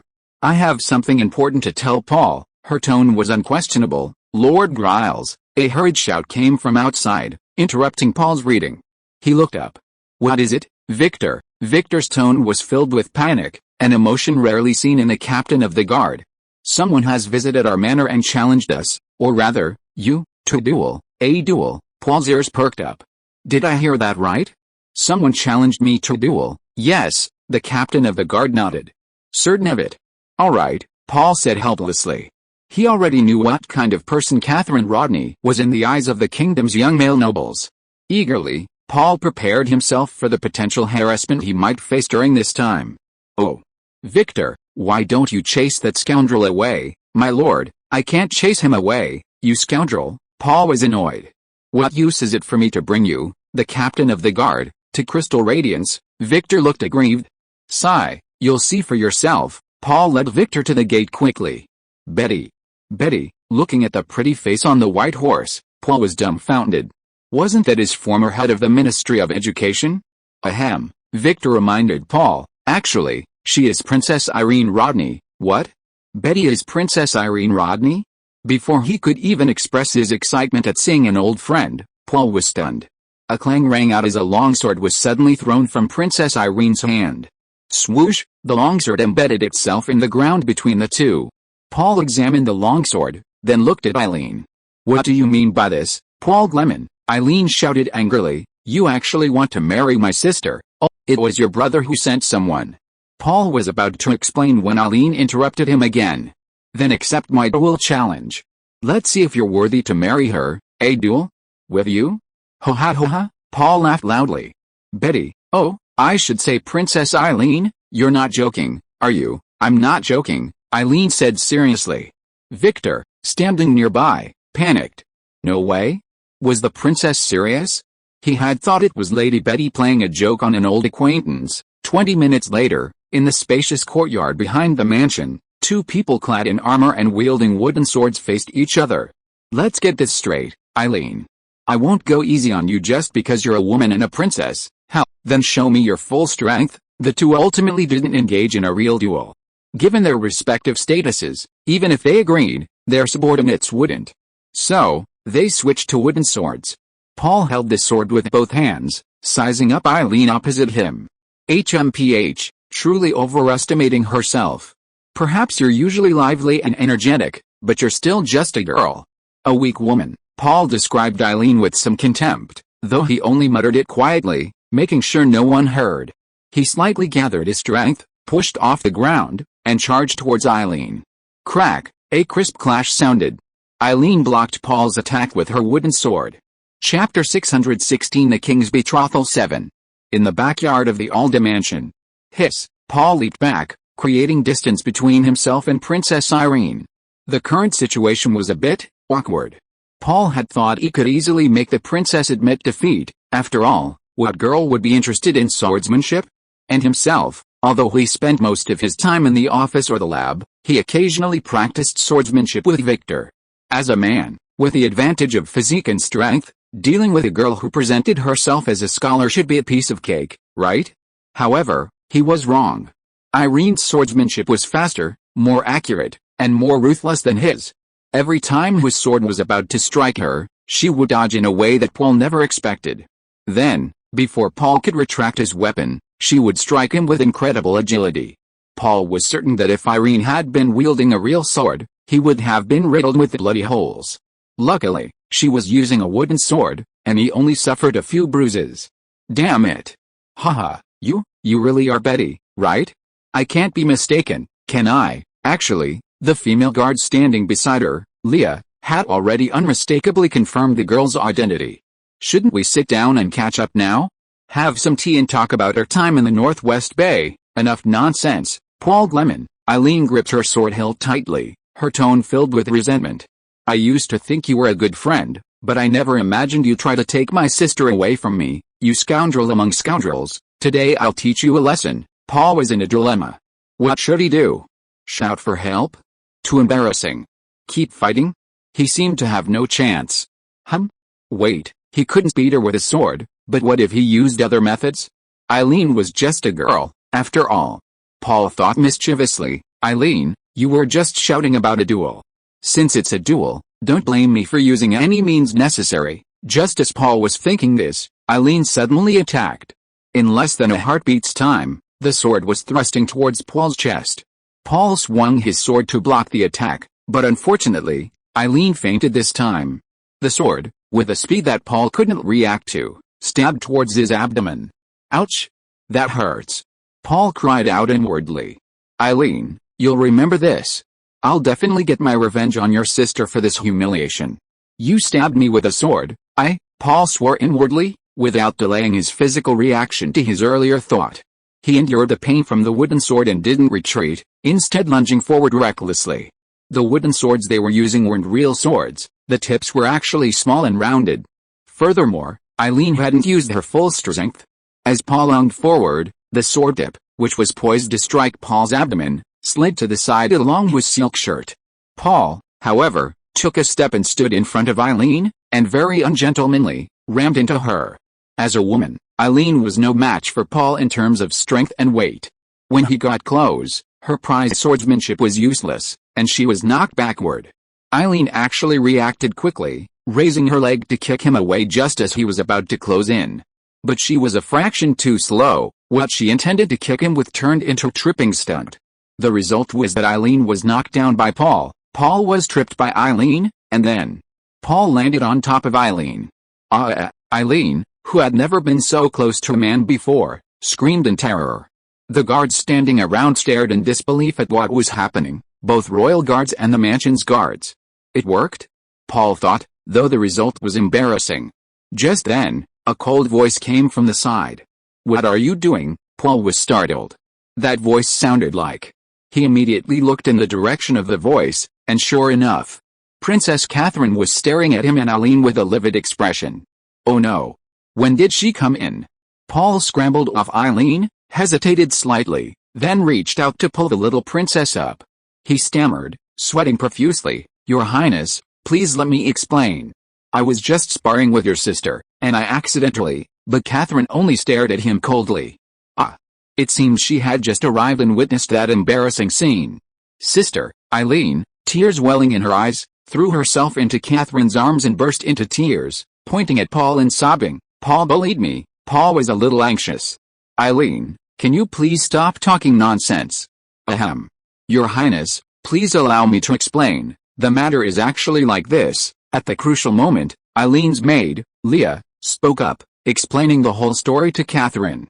Paul was extremely grateful to her. Knowing the truth, Catherine gave her sister a sharp flick on the forehead. "Don't cry. It's all because of your initial foolishness." But, Eileen said, feeling very wronged, "Paul shouldn't have done that either. It's so against the rules of swordsmanship." "What? Do you think you're following the rules when dueling with an enemy?" "Of course, you do whatever it takes to defeat them." Catherine was somewhat helpless at her sister's naivety. "Earl Gleman," Catherine's tone made Paul, who thought he was uninvolved, feel a pang of unease. Although Eileen used inappropriate words at first, "Why did you take it so seriously? What happened just now?" At this point, Catherine frowned slightly. It was really too undignified. Paul was a little embarrassed. "I'm sorry, Your Highness. I was too serious and offended." Princess Eileen, Catherine shook her head. She felt particularly agitated when facing Paul. This was, in fact, the first time she had met her future husband since learning of her marriage. She had just gone to find Eileen and learned from the servants that Eileen was going to Earl Growls to take back her sister. Worried that Eileen might cause trouble, Catherine hurried to the Alda mansion as well. Actually, she had been thinking about many things on the way. When she saw Paul, she lost the composure she had shown when they first met. A mix of emotions welled up inside her. There was anger and fear, embarrassment and nervousness, and even a hint of shyness. Although she forcibly hid these emotions, to outsiders, she still appeared as a dignified princess. "Come back with me, Eileen," she commanded her younger sister in a somewhat stern tone, like a parent catching a mischievous child who had sneaked out. Catherine didn't want to stay here any longer. She didn't know how to face Paul. "Yes, sister," and Eileen now truly resembled a child caught running away. She had completely lost the haughty air she had when she first came to see Paul. As she left, Eileen turned back to look at Paul. "Paul, you're actually a pretty good person. I hope you can protect my sister in the future." The two people involved blushed instantly, though they didn't look at each other again. Chapter 617 The King's Arranged Marriage 8. Inside the opulently decorated Golden Hall, royal musicians played with all their might, the melodious music echoing throughout. Earl Price Parker, present. Earl Pearson Abbott, present. The master of ceremonies at the entrance continuously called out names. One by one, nobles of the Kingdom of Waldo entered the Golden Hall. Even though they were all powerful figures ruling the country, most of them couldn't contain their excitement as they entered this sacred hall. Some were solemn, Some extremely reserved, some looked around nervously, and some even had tears in their eyes. The kingdom of Waldo was vast, with numerous lords and fief throughout the land, making opportunities for all the lords to gather together rare. Not all lords had ever witnessed such a grand occasion, some had never even been to the capital in their entire lives. Most lords automatically formed groups based on their regions. But some seized this rare opportunity to expand their social networks. On the northwestern bay, Duke Henry Ferdinand looked at the mysterious smiles on Price Parker and the others, utterly puzzled. Poor Henry, he had been forced to return to port due to severe seasickness when he set sail with the group, and then traveled by land to Crystal Radiance. Therefore, he had only just arrived. The Duke asked curiously, "I feel you're hiding something important from me. Also, where's Paul? I haven't seen him." Derek Heller couldn't hold back any longer and whispered in the Duke's ear, "Actually, it's like this, Father in heaven." Henry Ferdinand's eyes widened in disbelief after hearing Derek's words. In a side hall next to the main hall, the protagonist of this gathering, King Rodney's VIE of Waldo, was making final adjustments to his attire. Several court servants surrounded him, their eyes fixed on the king, checking for any imperfections. Of course, the king wasn't the only one present. Several other core members of the royal family were also attending with Rodney's VIE. The king's wife, Queen Emily Rodney. The king's father, Prince Jasim Rodney. The king's two younger brothers, Yuriko Rodney and August Rodney, who are now also princes. The king's sister, Princess Catherine Rodney, his uncle's daughter. Also present was Earl Paul Gleman, who is about to become the king's brother-in-law. Former Queen Phyllis and another princess, Irene Rodney, were not present, as although tradition dictates that women other than the queen should not attend such occasions. Catherine was present, partly because she was a figure of significant influence in the kingdom's politics, and partly because the king was there to announce her marriage to the lords of the kingdom. As for Paul, he had been invited to the palace yesterday afternoon to meet Catherine and Irene's mother, Phyllis. His future mother-in-law was quite pleased with him, inviting him to stay for dinner and overnight. This morning, King Rodney's VIE requested that he accompany him to the audience with the lords. When Paul entered the side hall, he only recognized King Rodney's VIE. He didn't know anyone else, including Catherine, who is about to become his fiancée. He felt slightly uncomfortable there. "Your Majesty," he asked softly beside Rodney's VIE, "shouldn't I go to the main hall and be with the other Northwest lords?" After all, his marriage to Catherine hadn't been announced yet. "Oh. No, no. Paul," Rodney's VIE said with a smile, "you're about to become my brother-in-law. How can you be with others? Of course you should be with me, with us." His eyes turned to Catherine. "We're family, aren't we?" Catherine turned her face away expressionlessly, leaving Rodney's VIE feeling awkward. "Young man," a voice sounded from behind, and at the same time, Paul felt someone pat his shoulder. He turned around and saw it was the king's father, Prince Jasim Rodney. "Oh, Your Highness," the prince smiled, his face full of kindness. "Just call me Uncle Jasim, just like Catherine. I've learned a lot about you from His Majesty. You're an excellent boy, and I believe you will take good care of Catherine." Paul nodded firmly. "Please rest assured, I will do my best." "Oh," Prince Jasim choked up, tears welling in his eyes, and he had to pull out a handkerchief to wipe them away. Prince Jasim said sorrowfully, "If only my poor brother were still alive, he would be overjoyed to see you." His other two sons, Yuriko and August, came forward to comfort him. "Father, don't be sad. He will be happy in the embrace of the Lord of Light." "Yes, I think Uncle would be comforted to hear this news in heaven." Yuriko looked at Paul. Paul, he seemed to be a very outgoing person. "We are all very happy that the royal family has received new blood." "What's going on? I'm not marrying into the royal family." Paul inwardly scoffed, but outwardly smiled and replied, "I'm honored to be family with you." His eyes secretly glanced at Catherine, wondering if he should say a few words to her. Catherine, however, was simply staring blankly at a mirror. At that moment, a courtier entered the side hall. He bowed respectfully to King Rodney's VIE and reported, "Your Majesty, all the lords are gathered in the main hall. Please come over." "Very well. Gentlemen," Rodney's VIE called out, "we should go now, everyone is waiting for us." Catherine then approached Paul and stood beside him, presumably wanting to leave with him. August smiled at them both. "You will be blessed by everyone." Paul's intuition told him that August's words were sincere, more sincere than those of his father and brothers.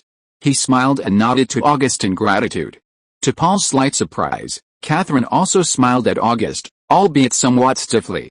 Rodney's VIE strode towards the Golden Hall. Royal family members, including Paul and Catherine, followed him one by one.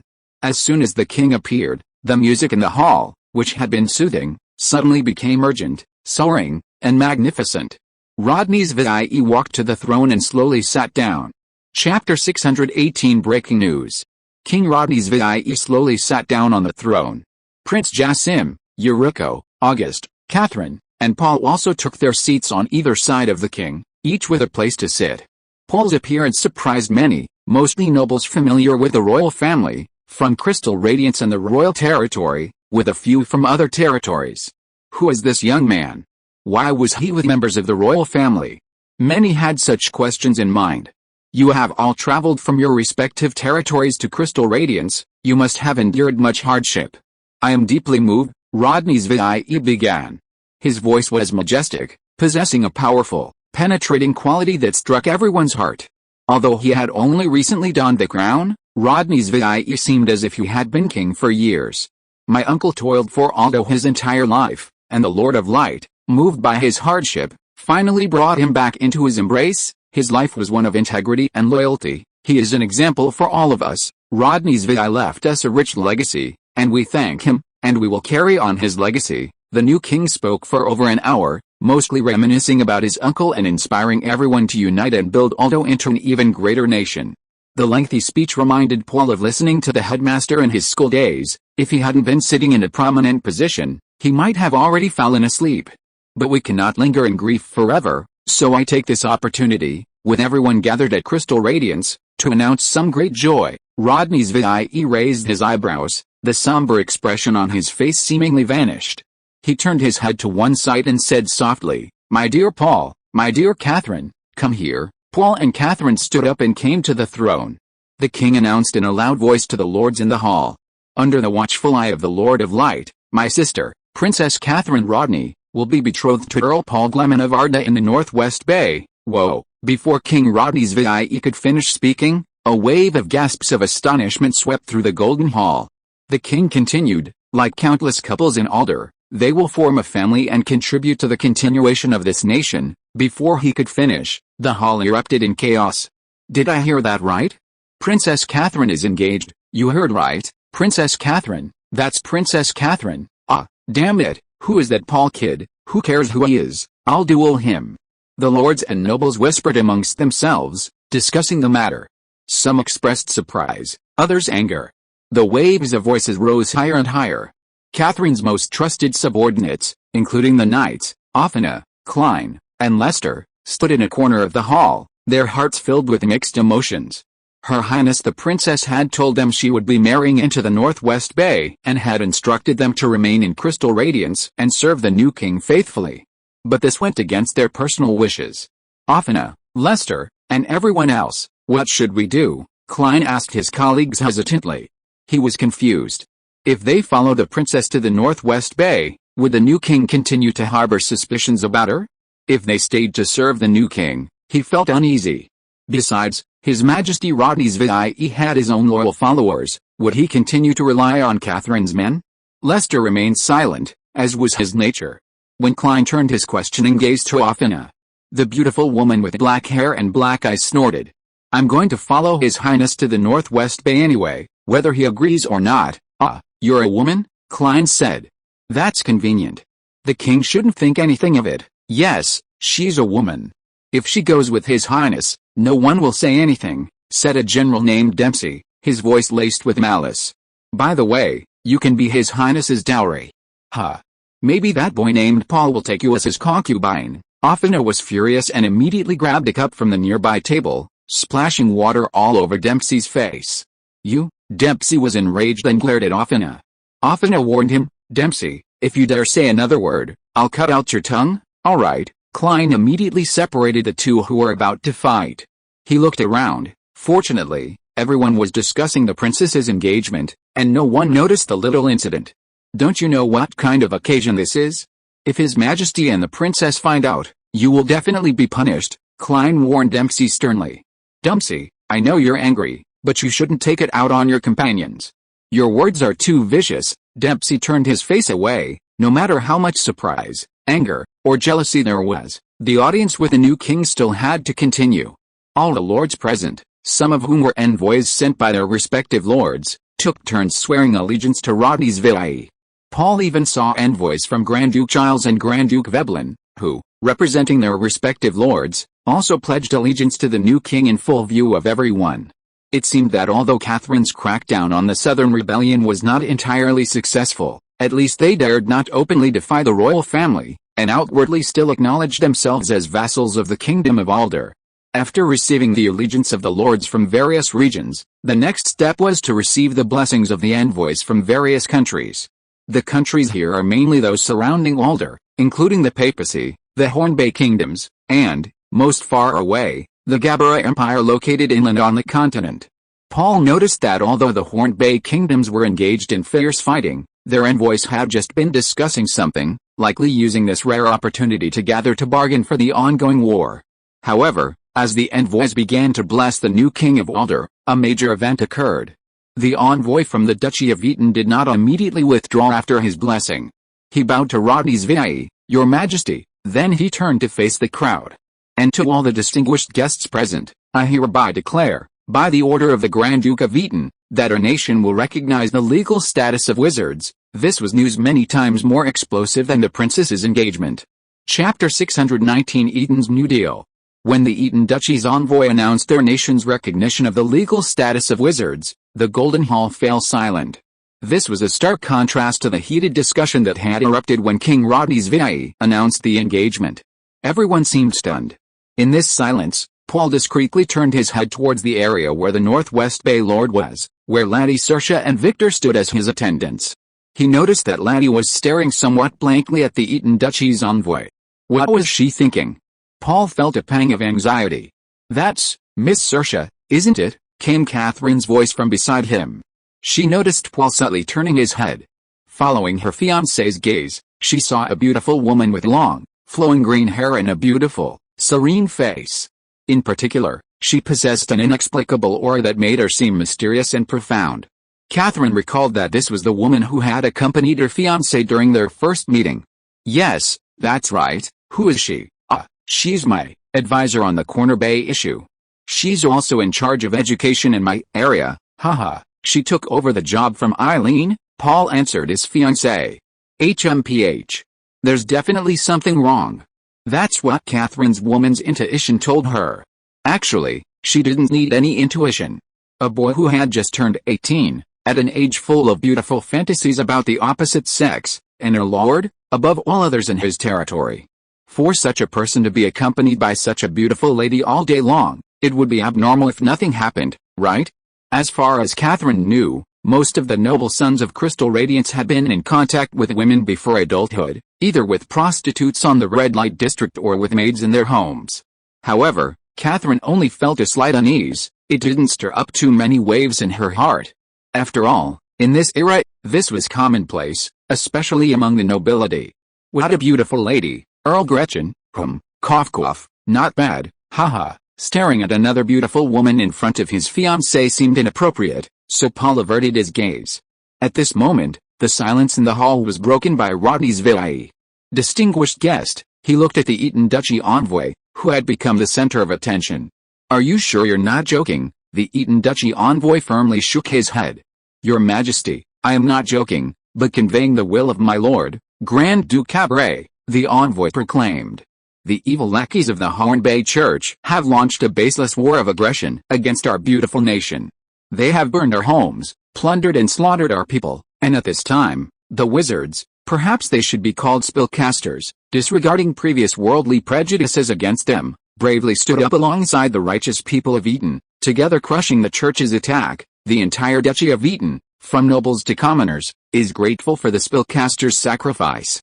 Therefore, Grand Duke Cabaret has issued a decree: within the land of Eaton, spellcasters will enjoy the same rights as ordinary people, under his protection, and will walk safely in the sunlight. This is a reward for them, and also a thank you." The envoy's impassioned speech clarified the situation for everyone in the hall. In fact, due to the vigorous witch hunt in Hornbay in recent years, wizards, as a legendary existence, have entered reality.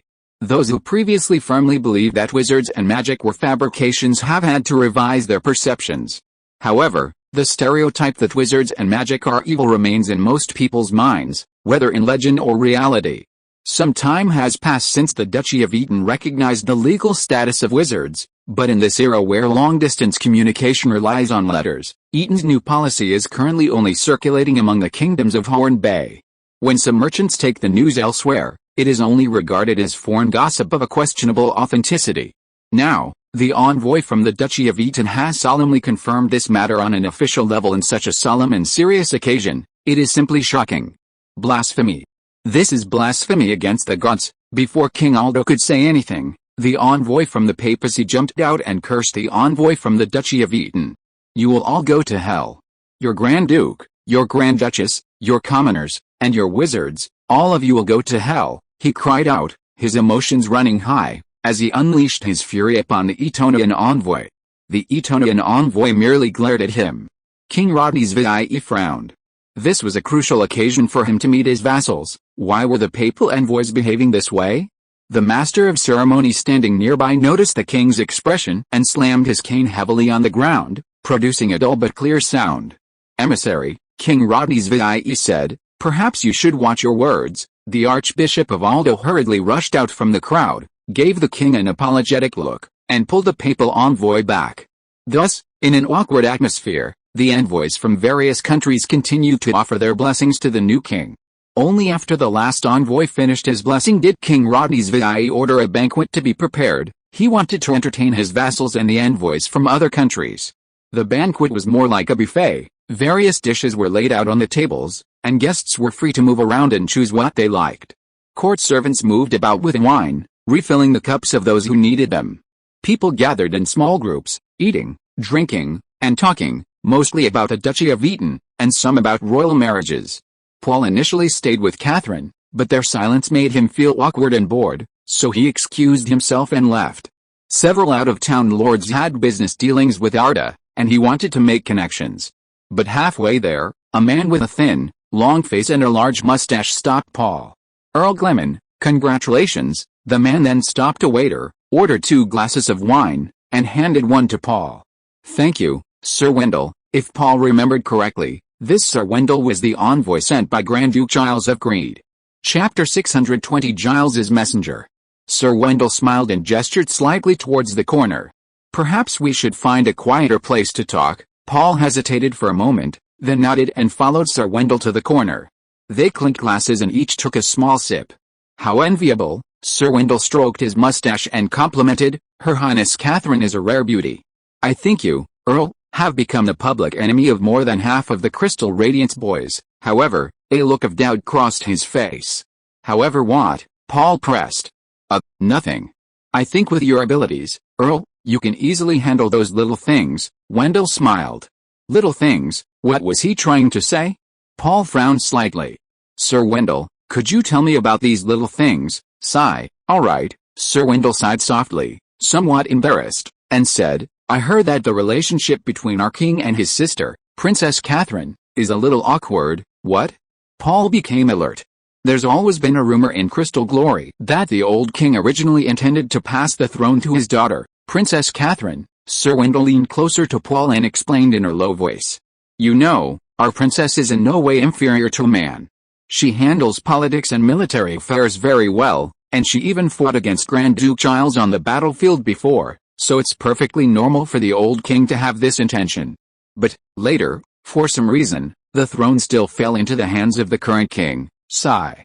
With such a strong sister, His Majesty must have some reservations. Sir Wendell casually revealed the secret. Don't take it to heart. These are just rumors. Anyway, congratulations on getting the kingdom's jewel in your hands. Hey you. Paul breathed a sigh of relief. So that's what Wendell wanted to say. Seeing Paul's reaction, Wendell was a little puzzled. Why did Paul Gleman look so relaxed?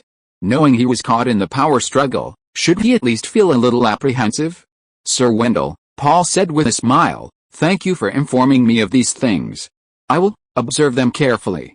But I believe everyone wants this country to develop in a positive direction, am I right? Haha, you're right, Sir Wendell said, Slightly embarrassed, after all, he had been sent by a lord who had recently instigated a rebellion. Seeing that his words hadn't had the desired effect, he changed the subject. Grand Duke Giles has always been very fond of the various exquisite things from the Northwest Bay. Oh, the paper you make is so convenient. And those exquisite porcelains have become standard decorations in noble mansions. Paul raised his wine glass and clinked it against his. It is our honor, and we will continue to serve our distinguished guests with utmost enthusiasm. Wendell took a small sip and said, Our Grand Duke, Lord Giles, has always hoped to become your friend and forge a sincere friendship. Paul looked surprised. Oh? My little life has actually reached Grand Duke Giles's ears. Oh ho ho ho, Wendell laughed. The merchant ships in your territory are almost filling our ports. Seeing those peculiar merchant ships that can move freely at sea without oars and oarsmen, anyone would be interested in the owners behind them. I am glad that our trade is so close. Wendell looked at him with a deep gaze. In fact, we can be even closer, not just in trade. Ahem. Paul cleared his throat lightly. Of course. That's to be expected. After all, we are both lords of Alder, aren't we? Paul emphasized the word Alder. Wendell smiled and gently raised his glass. It's a pleasure to meet you, Earl Gleman. He knew some things couldn't be rushed. It's a pleasure to meet you too, Sir Wendell. Paul and he finished their drinks. What did Giles' men say to you? To Paul's surprise, Catherine had come to him of her own accord. Just some pleasantries, Paul replied casually. He said his people there like things from the Northwest Bay and want to continue strengthening trade. HMPH, Catherine seemed a little sullen at the mention of Giles. She said bitterly, That's one of the greatest shames of my life. What? He started a rebellion, and I've let that guy go unpunished to this day, while I've been powerless to stop it. This was just as Paul knew. When Catherine led her army to quell the rebellion in the south, it seemed she hadn't won decisively, and it could even be said that Giles had won in substance. After all the lords in that land were now his men. Perhaps you could make things a little easier for yourself. Although the beautiful woman's furrowed brows were captivating, Paul felt it was better to offer some comfort. Easy? I'd love to. Catherine shook her head, her expression a mixture of sadness and sorrow. She slowly lowered her head again. Perhaps, once we reach Northwest Bay, I'll live that kind of life. No army to train, no government affairs to handle. She could simply be an ordinary noblewoman. She could spend her days gardening, tending to her flower beds, occasionally hosting afternoon tea parties with other noblewomen, and sometimes going to see a theatrical performance together. That kind of life seemed quite pleasant. It's a beautiful place, Paul said with a smile. I think you'll like Northwest Bay. Catherine looked at Paul, her heart filled with mixed emotions. Regardless, this was the man she would spend her life with. Gee. Paul, she softly called Paul's name. Oh, Your Highness, just call me Catherine from now on. Yes, Your Highness, you'll be staying at Crystal Radiance for a while, right? Hearing Catherine's question, Paul nodded. Yes, this is the first time I've been so far from the Northwest Bay. I want to learn more about the outside world. A blush rose on Catherine's face. Then, I hope we can see each other more often. Hell, this was the first time Paul had seen this princess in military uniform show such an adorable expression. I hope so too, Your Highness, I already said, Catherine. If you are listening to this novel on a channel other than Fanfic World, it means it was downloaded and re-uploaded without effort. We warmly invite you to visit our channel, Fanfic World. There you will find the original version of this story and many other novels of various genres. We look forward to seeing you dive into a world of incredible novels. Chapter 621 Attitude Towards Magic. The audience with the new king had ended, and some lords from various regions returned to their territories, while others would remain in Crystal Radiance for some time. Inside the palace, King Rodney's VIE summoned his ministers who wielded significant influence over the kingdom's policies. Gentlemen, he said, the first nation to recognize the legal status of wizards has emerged. What impact might this have on the world? How should we, the Alder, respond? Lord Mayor Rupert squinted at Paul Gleman, who sat opposite him. The young nobleman from the northwest sat somewhat reservedly beside Princess Catherine, perhaps unaccustomed to the unfamiliar surroundings. Gleman's presence surprised Rupert, but upon reflection, it made sense.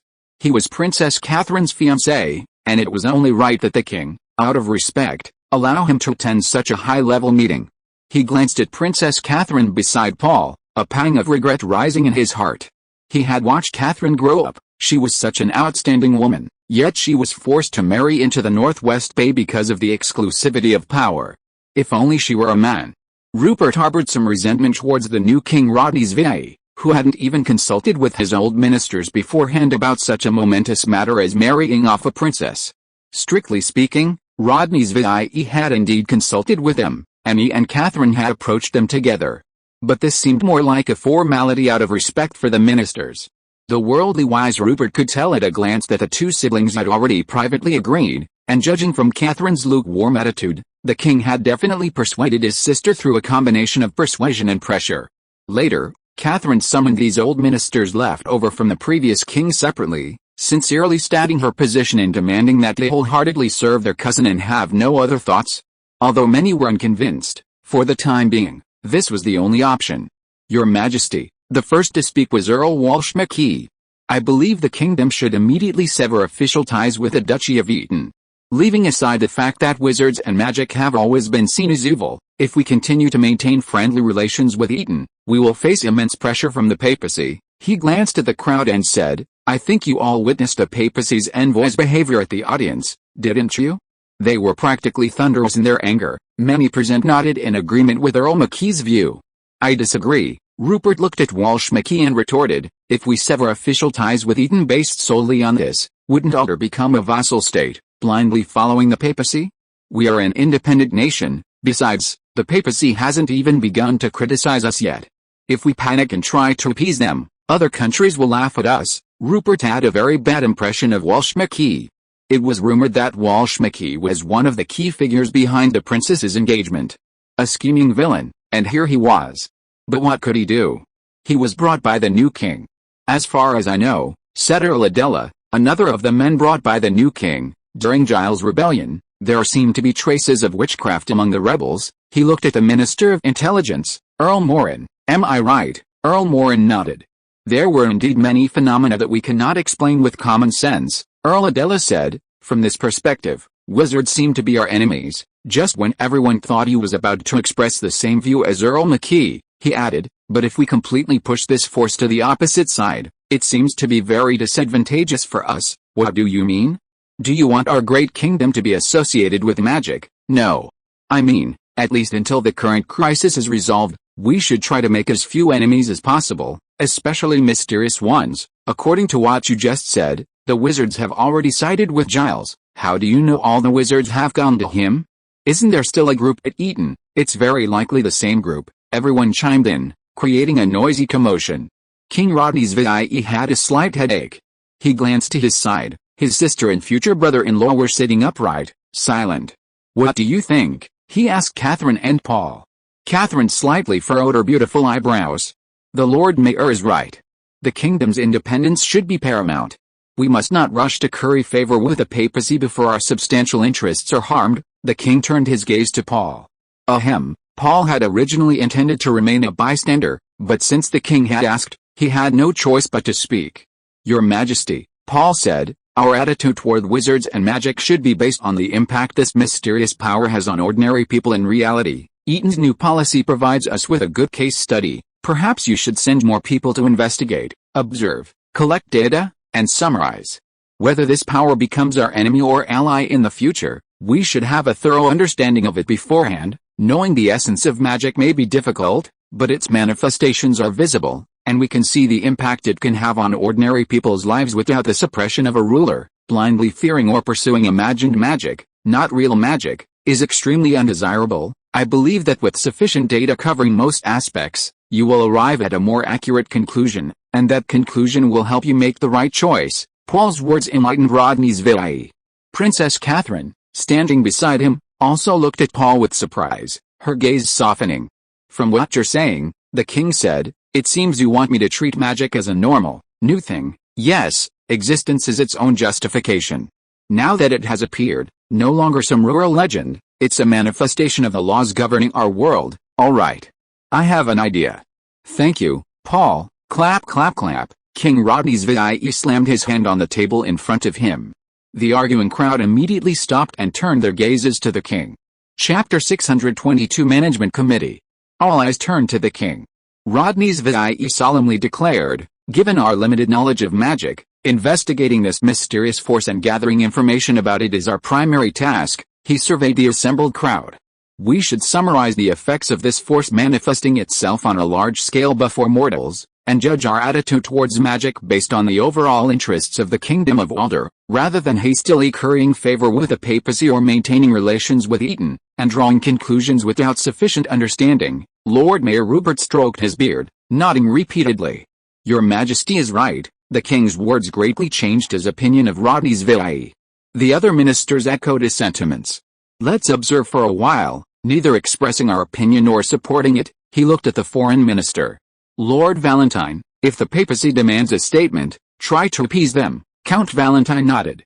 I will do my best, but I don't know how much pressure the papacy will put on us. Rodney's VIE thought for a moment. Offering some verbal support is acceptable, but if the papacy asks for substantial assistance, such as sending troops or sponsoring supplies, that's unacceptable. I think the papacy will understand our difficulties. We, after all, still have domestic enemies to deal with. Yes, Your Majesty, Count Valentine replied. In the meantime, King Rodney's VIE said, turning to the Minister of Intelligence, you, Lord Merlin, will be in charge of investigating magic and wizarding matters. While we still maintain good relations with Eton, who knows what the future holds, send people there to gather information. We also need to pay attention to the papacy's attitude. If the papacy shows a determination to suppress this force at all costs, then we cannot rashly stand against the papacy on this issue. Earl Merlin stood up. As you command, Your Majesty. The Royal Council reached a conclusion, marking the new king's first major decision on state affairs. His composure left a good impression on Rupert and other former ministers. After everyone dispersed, the king kept Paul and Catherine behind and invited them to dinner. Eileen and the king's two brothers also accompanied him. This is our family dinner, King Rodney's VIE said casually, eating the food laid out before him with a knife and fork. Oh, right, Paul, Your Majesty. Paul, who was engrossed in his food, looked up at the king. King Rodney's VIE wiped his mouth with a napkin. I think your idea about the so-called special economic zone is excellent. Since it's excellent, we should put it into practice immediately, Paul said approvingly. You have great vision, Your Majesty. I've thought about it carefully. The companies we've co-founded are mainly concentrated around Sihanoukville. We can designate that area as a special economic zone. Sihanoukville is a port city, convenient for foreign exchanges, and it's also close to Crystal Radiance, which is convenient for our management and observation. Paul thought for a moment. This should be a very suitable place. King Rodney's VIE looked at him hopefully. I'm planning to establish a committee, haha, a new term I learned from you, called the Special Economic Zone Management Committee. I hope you can send someone to serve as a member of the committee, to provide some guidance to the other members, Paul replied. In that case, I'll go back and consider who would be suitable. The king looked at him. In fact, I already have someone in mind, and I hope you can let go. Of course, I will respect your wishes and his own. Paul asked curiously, I wonder which lucky person has won Your Majesty's favor. Rodney's VIE smiled. You know this person well, Myron Garnard, your sworn brother. Paul withdrew his gaze, staring at the gleaming white plate before him, pondering for a few seconds. Well, Your Majesty, I will convey your message to him when I return. Myron will be very honored. I must say, your judgment is accurate. Myron will be a great help, I mean, if he wishes to stay. Indeed, aside from those technical matters, Myron knew almost everything about the Western Bay, the administrative system, the organizational structure, and so on.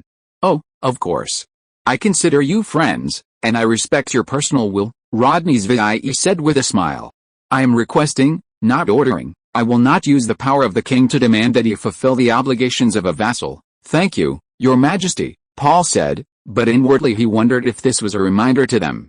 He suddenly remembered something and asked Rodney's VIE, Your Majesty, I have a request. Rodney's VIE smiled and said, Please speak, my future brother-in-law.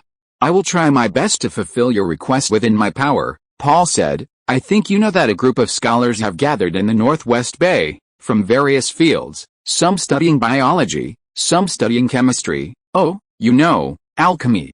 We've made some very interesting discoveries there, so the scholars hope to hold an academic symposium in the Northwest Bay, inviting scholars from other places to share those new discoveries, discuss them together, verify them together, and even debate them. sparking more ideas. As Paul said this, Eileen, who had been quietly eating nearby, brightened up. With my own reputation, I simply cannot gather so many scholars from other places, which would greatly diminish the value of this academic conference. However, if this is done in the name of the king, I think it will have a strong appeal to a large enough number of people. Rodney's VIE asked, "So you want my help?" Paul nodded. "Yes, Your Majesty." An interesting request. Rodney's VIE smiled. "I have always supported organizing scholarly exchanges, so I agree, Paul," but he immediately asked curiously, "But I have a question. As far as I know, knowledge is strictly guarded in your territory, even Jingaeo supports your patent law. Aren't you afraid that organizing this academic conference will—" Paul knew what the king was referring to. "Your Majesty, what we protect are inventions, not discoveries. Specifically, a discovery refers to extracting the laws that already exist in nature. Whether or not someone describes them, natural laws have existed since the birth of the world and do not cease to exist just because people don't know them. An invention, on the other hand, is something created out of thin air by humans that did not exist before. Sorry everyone, I've been busy with family matters these past few days, so updates have been delayed." Chapter 623 Myron's Dilemma. After listening to Paul's explanation, Rodney's VIE still said with doubt, "Whether it's an invention or a discovery, both seem very important." "Yes, Your Majesty," Paul explained his point of view. "Discoveries, or theories, cannot be applied to practical production activities, nor can they directly influence the world or change our lives. They simply exist there. We cannot monopolize something whose existence we cannot control. Or, to put it more nobly, they should be the commonwealth of all humanity, even all intelligent races. What we truly need to protect are the technologies invented based on these theories, which can truly change the world, influence people's lives, and create enormous material wealth. As for those theoretical discoveries that are common wealth, let scholars study and discuss them." Rodney's VIE nodded repeatedly, while Catherine beside Paul listened attentively. "Paul," Eileen exclaimed happily, "when that academic conference comes up, I definitely want to go to the Northwest Bay." Rodney's VIE said, "All right, tomorrow I will issue a proclamation in the name of the king to the entire Alder." "Your Majesty," Paul interrupted him, "if possible, I hope it won't be limited to Alder." "Oh, merciful Father. You're so greedy. When is your conference?" "It's expected to be in 6 months." Rodney's VIE smiled. "All right, I promise you. I hope those who see the proclamation will be on their way." Eileen's eyes sparkled. "Wow, scholars from all over the world gathering together to exchange ideas. Just thinking about it is exciting. I'm very interested too." August Rodney, who wasn't usually very talkative, chimed in. "Perhaps I'll meet many mechanical enthusiasts there." Perhaps mechanics should be classified as inventions," he smilingly. "Let's go together then." I really missed Northwest Bay, and there's a house I bought in Lakeside Town." Eileen enthusiastically invited her cousin. "Paul, I'm even more excited, hoping to see some acquaintances from the Gabella Scholars Tower." Paul smiled at her. "I wish you all the best." "By the way, Paul," Eileen's expression suddenly became quite interesting, her eyebrows raised and the corners of her mouth turned up. Catherine, as the eldest sister, reminded him to be mindful of his manners. "What's wrong with that? We're all family here." Eileen's words made Catherine blush. Eileen continued, her eyes shining. "Why don't we build a telegraph station here? That way, communication between Lakeside Town and Crystal Radiance won't take half a month. A day? A few hours? Or just a few tens of minutes? We can receive each other's messages." "Great idea." With a bang, Rodney's VIE slammed his hand heavily on the table in front of him, surprising his younger siblings. This brother was always a very steady person. "I completely forgot about that." He seemed to be complaining to himself, his brow furrowing slightly. "It's all because I've been too busy lately." Rodney's VIE looked at Paul. "The telegraph is a wonderful thing, my dear brother-in-law. You must get me one in the royal domain." He had learned about it when he was discussing cooperation with Paul in the Northwest Bay, and was deeply attracted by its fast communication method, immediately realizing its enormous potential, especially in strengthening the connection between the power center and the local areas. HMPH. "I even designed the telegraph code for the Northwest Bay," Eileen said with a proud expression. "Telegraph?" Catherine asked doubtfully. She seemed to have heard her sister mention it, but had forgotten. "Let me explain." "Let me explain." Eileen raised her hand. The little princess quickly and clearly explained the working principle of the optical signal telegraph to her sister. Catherine's eyes widened. Was it really that amazing?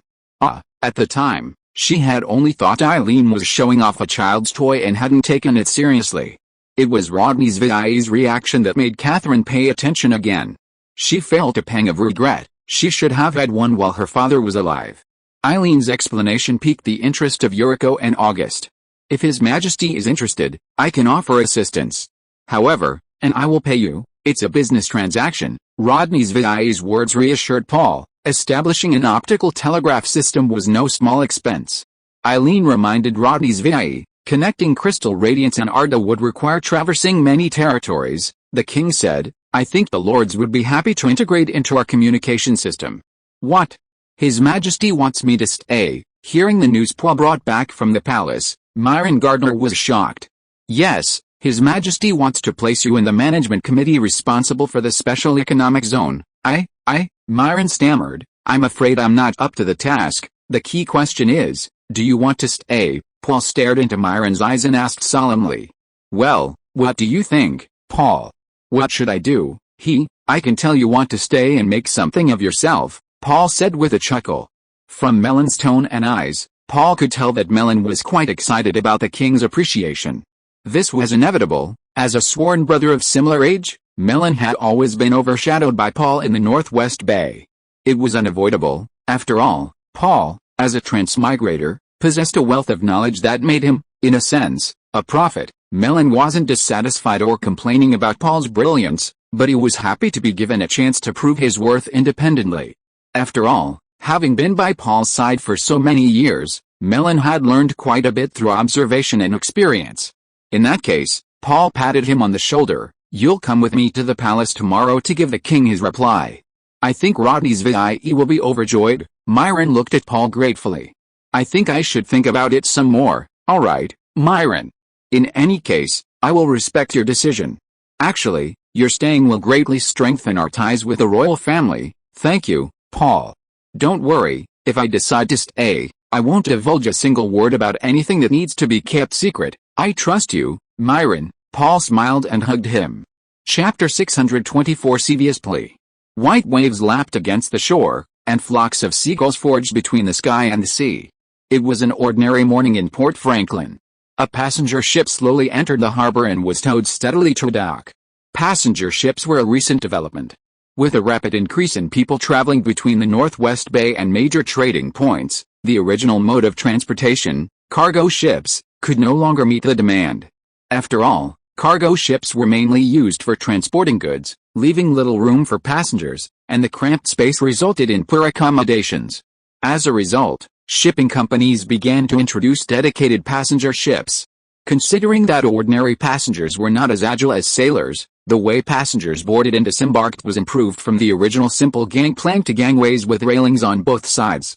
A tall, beautiful woman stepped onto the dock, her waist-length emerald green hair swaying gently behind her with each step. Savia Stini, a woman with chestnut hair not far ahead, caught her attention and surprised her.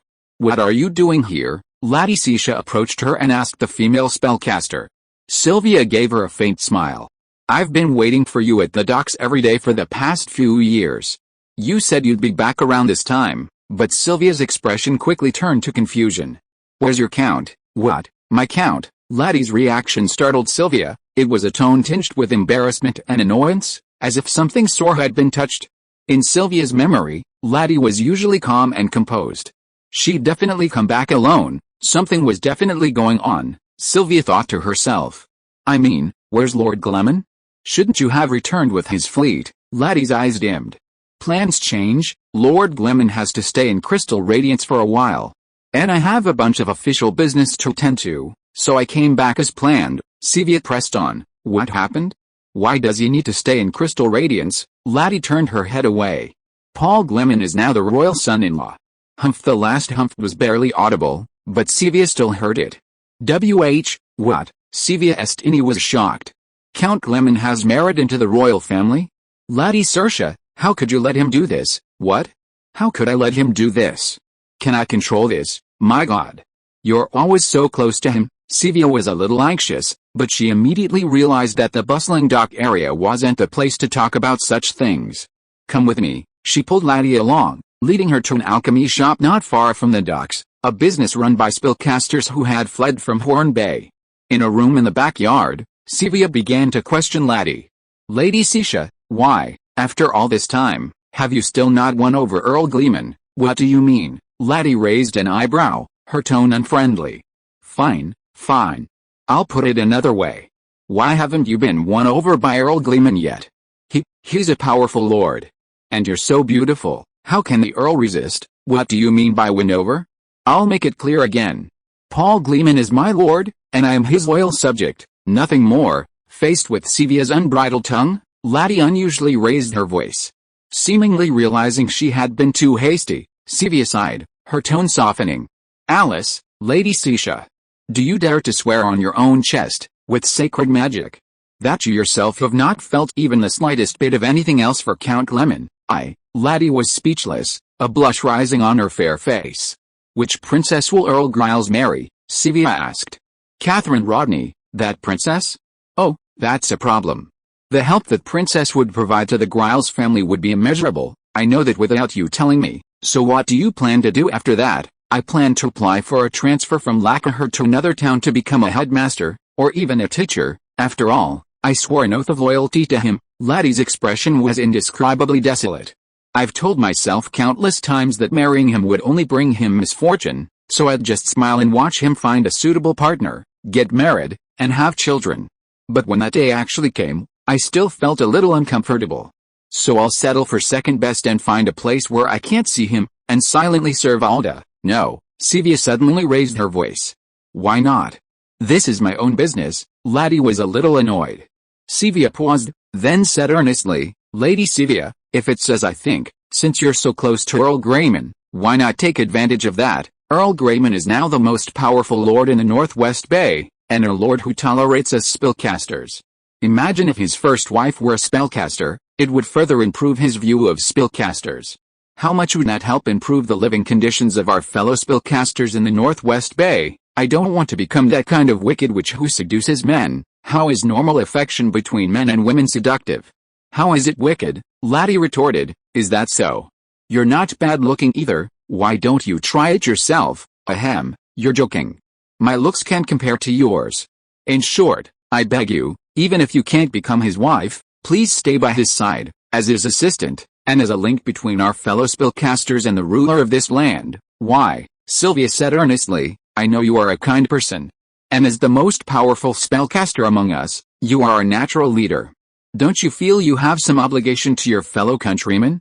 Even just a little. Count Giles hasn't oppressed spellcasters, but he still harbors a slight suspicion. Don't you admit that? If you, as the only remaining link in our society, choose self-exile, who knows if his attitude will change someday? Laddie fell silent, a conflicted look on her face. The person before her moved, and Laddie looked at Sylvia in surprise. This proud witch had actually knelt down on one knee before her. Count Giles needs someone who can represent us, and that person can only be you, Lady Laddie Selsha. She lowered her head, her tone filled with anxiety, as if afraid Laddie would utter a word of dissent. The green-haired witch looked at her fellow countryman, unable to utter a single word. The two remained motionless, and time seemed to slip away in the silence. Sigh, Laddie bit her lip. All right, then I'll stay in Lake Town, you agreed. Sevilla raised her head, and Laddie noticed that her eyes were glistening with tears. Suddenly, she was restrained. The other woman stood up and embraced her tightly. On behalf of all my fellow spellcasters, I thank you immensely, Lady Sisha. Please don't hesitate to ask us to do anything for you. Laddie's tone returned to its usual calm. Don't mention asking us to do anything. Since we're both stranded in a foreign land, helping each other is only natural. By the way, why were you waiting for me at the dock? I wanted to give you some advice. What advice? Actually, I already made it clear in my previous words. You'd better develop a closer relationship with the Earl. Don't push your luck. Chapter 625 Recommendation. Antonio rode a white horse, patrolling the Gabella army camp. The constant groans of wounded soldiers reached his ears, and despite his years of military service, hearing these sounds of suffering still pained him. He knew many would succumb to the fever and leave this world forever. At such times, Antonio yearned for the heaven the church proclaimed to be real, even though he also hated the church. Those uninjured or lightly wounded would salute and cheer as their commander passed by. Antonio, however, greeted them with a cold expression, carefully concealing his own sorrow. Gabella's culture instilled in his soldiers a desire for a ruthless, rather than merciful, commander. Antonio and his army were stationed in the Kingdom of Creole, a vassal state to the north of the Gabella Empire, facing a southward moving orc army. Although he had successfully seized power in the coup, the threat from the orcs in the north was a real threat, and Antonio, who now controlled the heart of the empire, could not ignore it, otherwise his legitimacy would be greatly diminished. Therefore, after the situation in the capital had initially stabilized, Antonio left the old Marshal MacDonald to oversee the rear while he personally led the army to deal with the orcs. The spears of the south and the shields of the north clashed head-on, and the two sides fought several battles on the land of Creole, with victories and defeats on both sides. Overall, the orc cavalry had the advantage and a larger army, with their main force plus the human vassal armies they had subjugated totaling over 100,000. The Gabaran army, on the other hand, was superior in terms of elite troops, but smaller in size. Antonio needed to leave a portion of his elite forces to guard the still unstable rear. A man on horseback approached, none other than Antonio's second-in-command for this campaign, Siegfried. He smiled. There was no need to be formal in front of Siegfried. "Have you finished inspecting your assigned area?" "Yes, Your Highness." "How's morale?" "Very high, Your Highness. Everyone's eager to go beat those steppe barbarians again tomorrow." "That's good." Siegfried came over and walked alongside Antonio. "Your Highness, I seem to see a hint of worry in your eyes. This isn't like you as usual." His tone was light, as if he was intentionally trying to cheer up his friend. "Oh, my dear Siegfried," Antonio confided in him.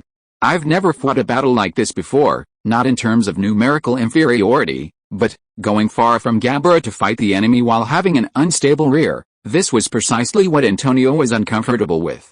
Before, although there were people like Felix and the Diaz family opposing him from the rear, his father, Bartley, was in charge of the overall situation, and his rear was generally stable. But now it was different.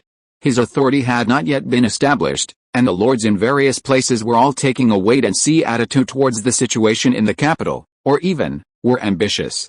A warm touch came from his shoulder. It was his friend who had placed his hand on his shoulder.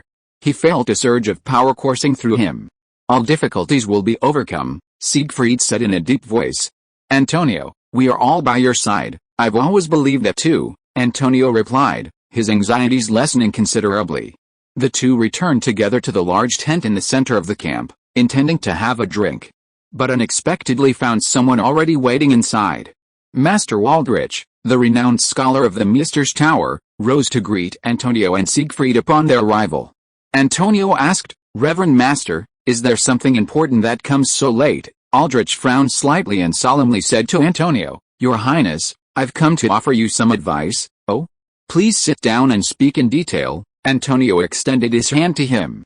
After all three were seated, Aldrich said softly, "Perhaps my advice is not pleasing, but the development of the situation leaves no room for silence. Have you received any new information?" Antonio gestured for him to continue. Aldrich nodded. "Several students have sent me a secret message. Several lords in the southeast are plotting against you, Your Highness." Antonio's face turned cold. Scholars emerging from the Imperial Academy Tower were highly sought-after talents by lords throughout Gabella. They spent lavishly to recruit scholars, either to manage their territories, offer advice, or educate their children. These scholars, scattered throughout the Empire's various territories, were a crucial part of Gabella's ruling class, each holding important positions. Therefore, the information Aldrich obtained was highly reliable. "These reckless fools," Siegfried, sitting beside him, commented disdainfully. But he also frowned. Had the instability within the Empire reached the point where someone dared to openly defy the capital? Antonio looked at Aldrich. "Mentor, I remember you said you came to offer advice." "Yes," Aldrich nodded. "In fact, I suggest you make some concessions to the orcs." "Absolutely not," Antonio refused without hesitation. "You mean you want me to hand over Creole? What will others think of me? Someone who has just gained the power to rule the Empire, and the first thing I do is betray the Empire's interests." Aldrich shook his head. "Not Creole," Not Creel, not Creel. The Orc's strongest desire for thousands of years has been to obtain an arable plane. Whether it's Creel or not is irrelevant. Antonio was somewhat puzzled. Then where should it be? I feel that anything involving the Empire is unacceptable, whether it's our own territory or the territory of our allies. Aldrich looked at him and said slowly, Neredan. Antonio and Siegfried were both surprised. That's Alderland. Yes, Alderland, Aldrich emphasized. Isn't this perfect? We've preserved our interests, and the Orcs have gained something. That won't do. Antonio still shook his head. We've already weakened Alder with Giles. If the Orcs occupy Neredan, Alder's heartland will be directly exposed to these barbarians. It's too dangerous. It will throw the entire western continent out of balance. Breaking the balance takes time. Besides, the defense of the northeast has cost Alder countless amounts of money and resources. If we lose Neredan, perhaps Alder can accumulate even more strength. Aldrich insisted on his point of view. It's time to move the hidden pieces we've planted in Neredan. End of this chapter. Thank you so much for reading until the end. Don't forget to give it a like. Looking for more exclusive content and immediate access? Subscribe to our Patreon.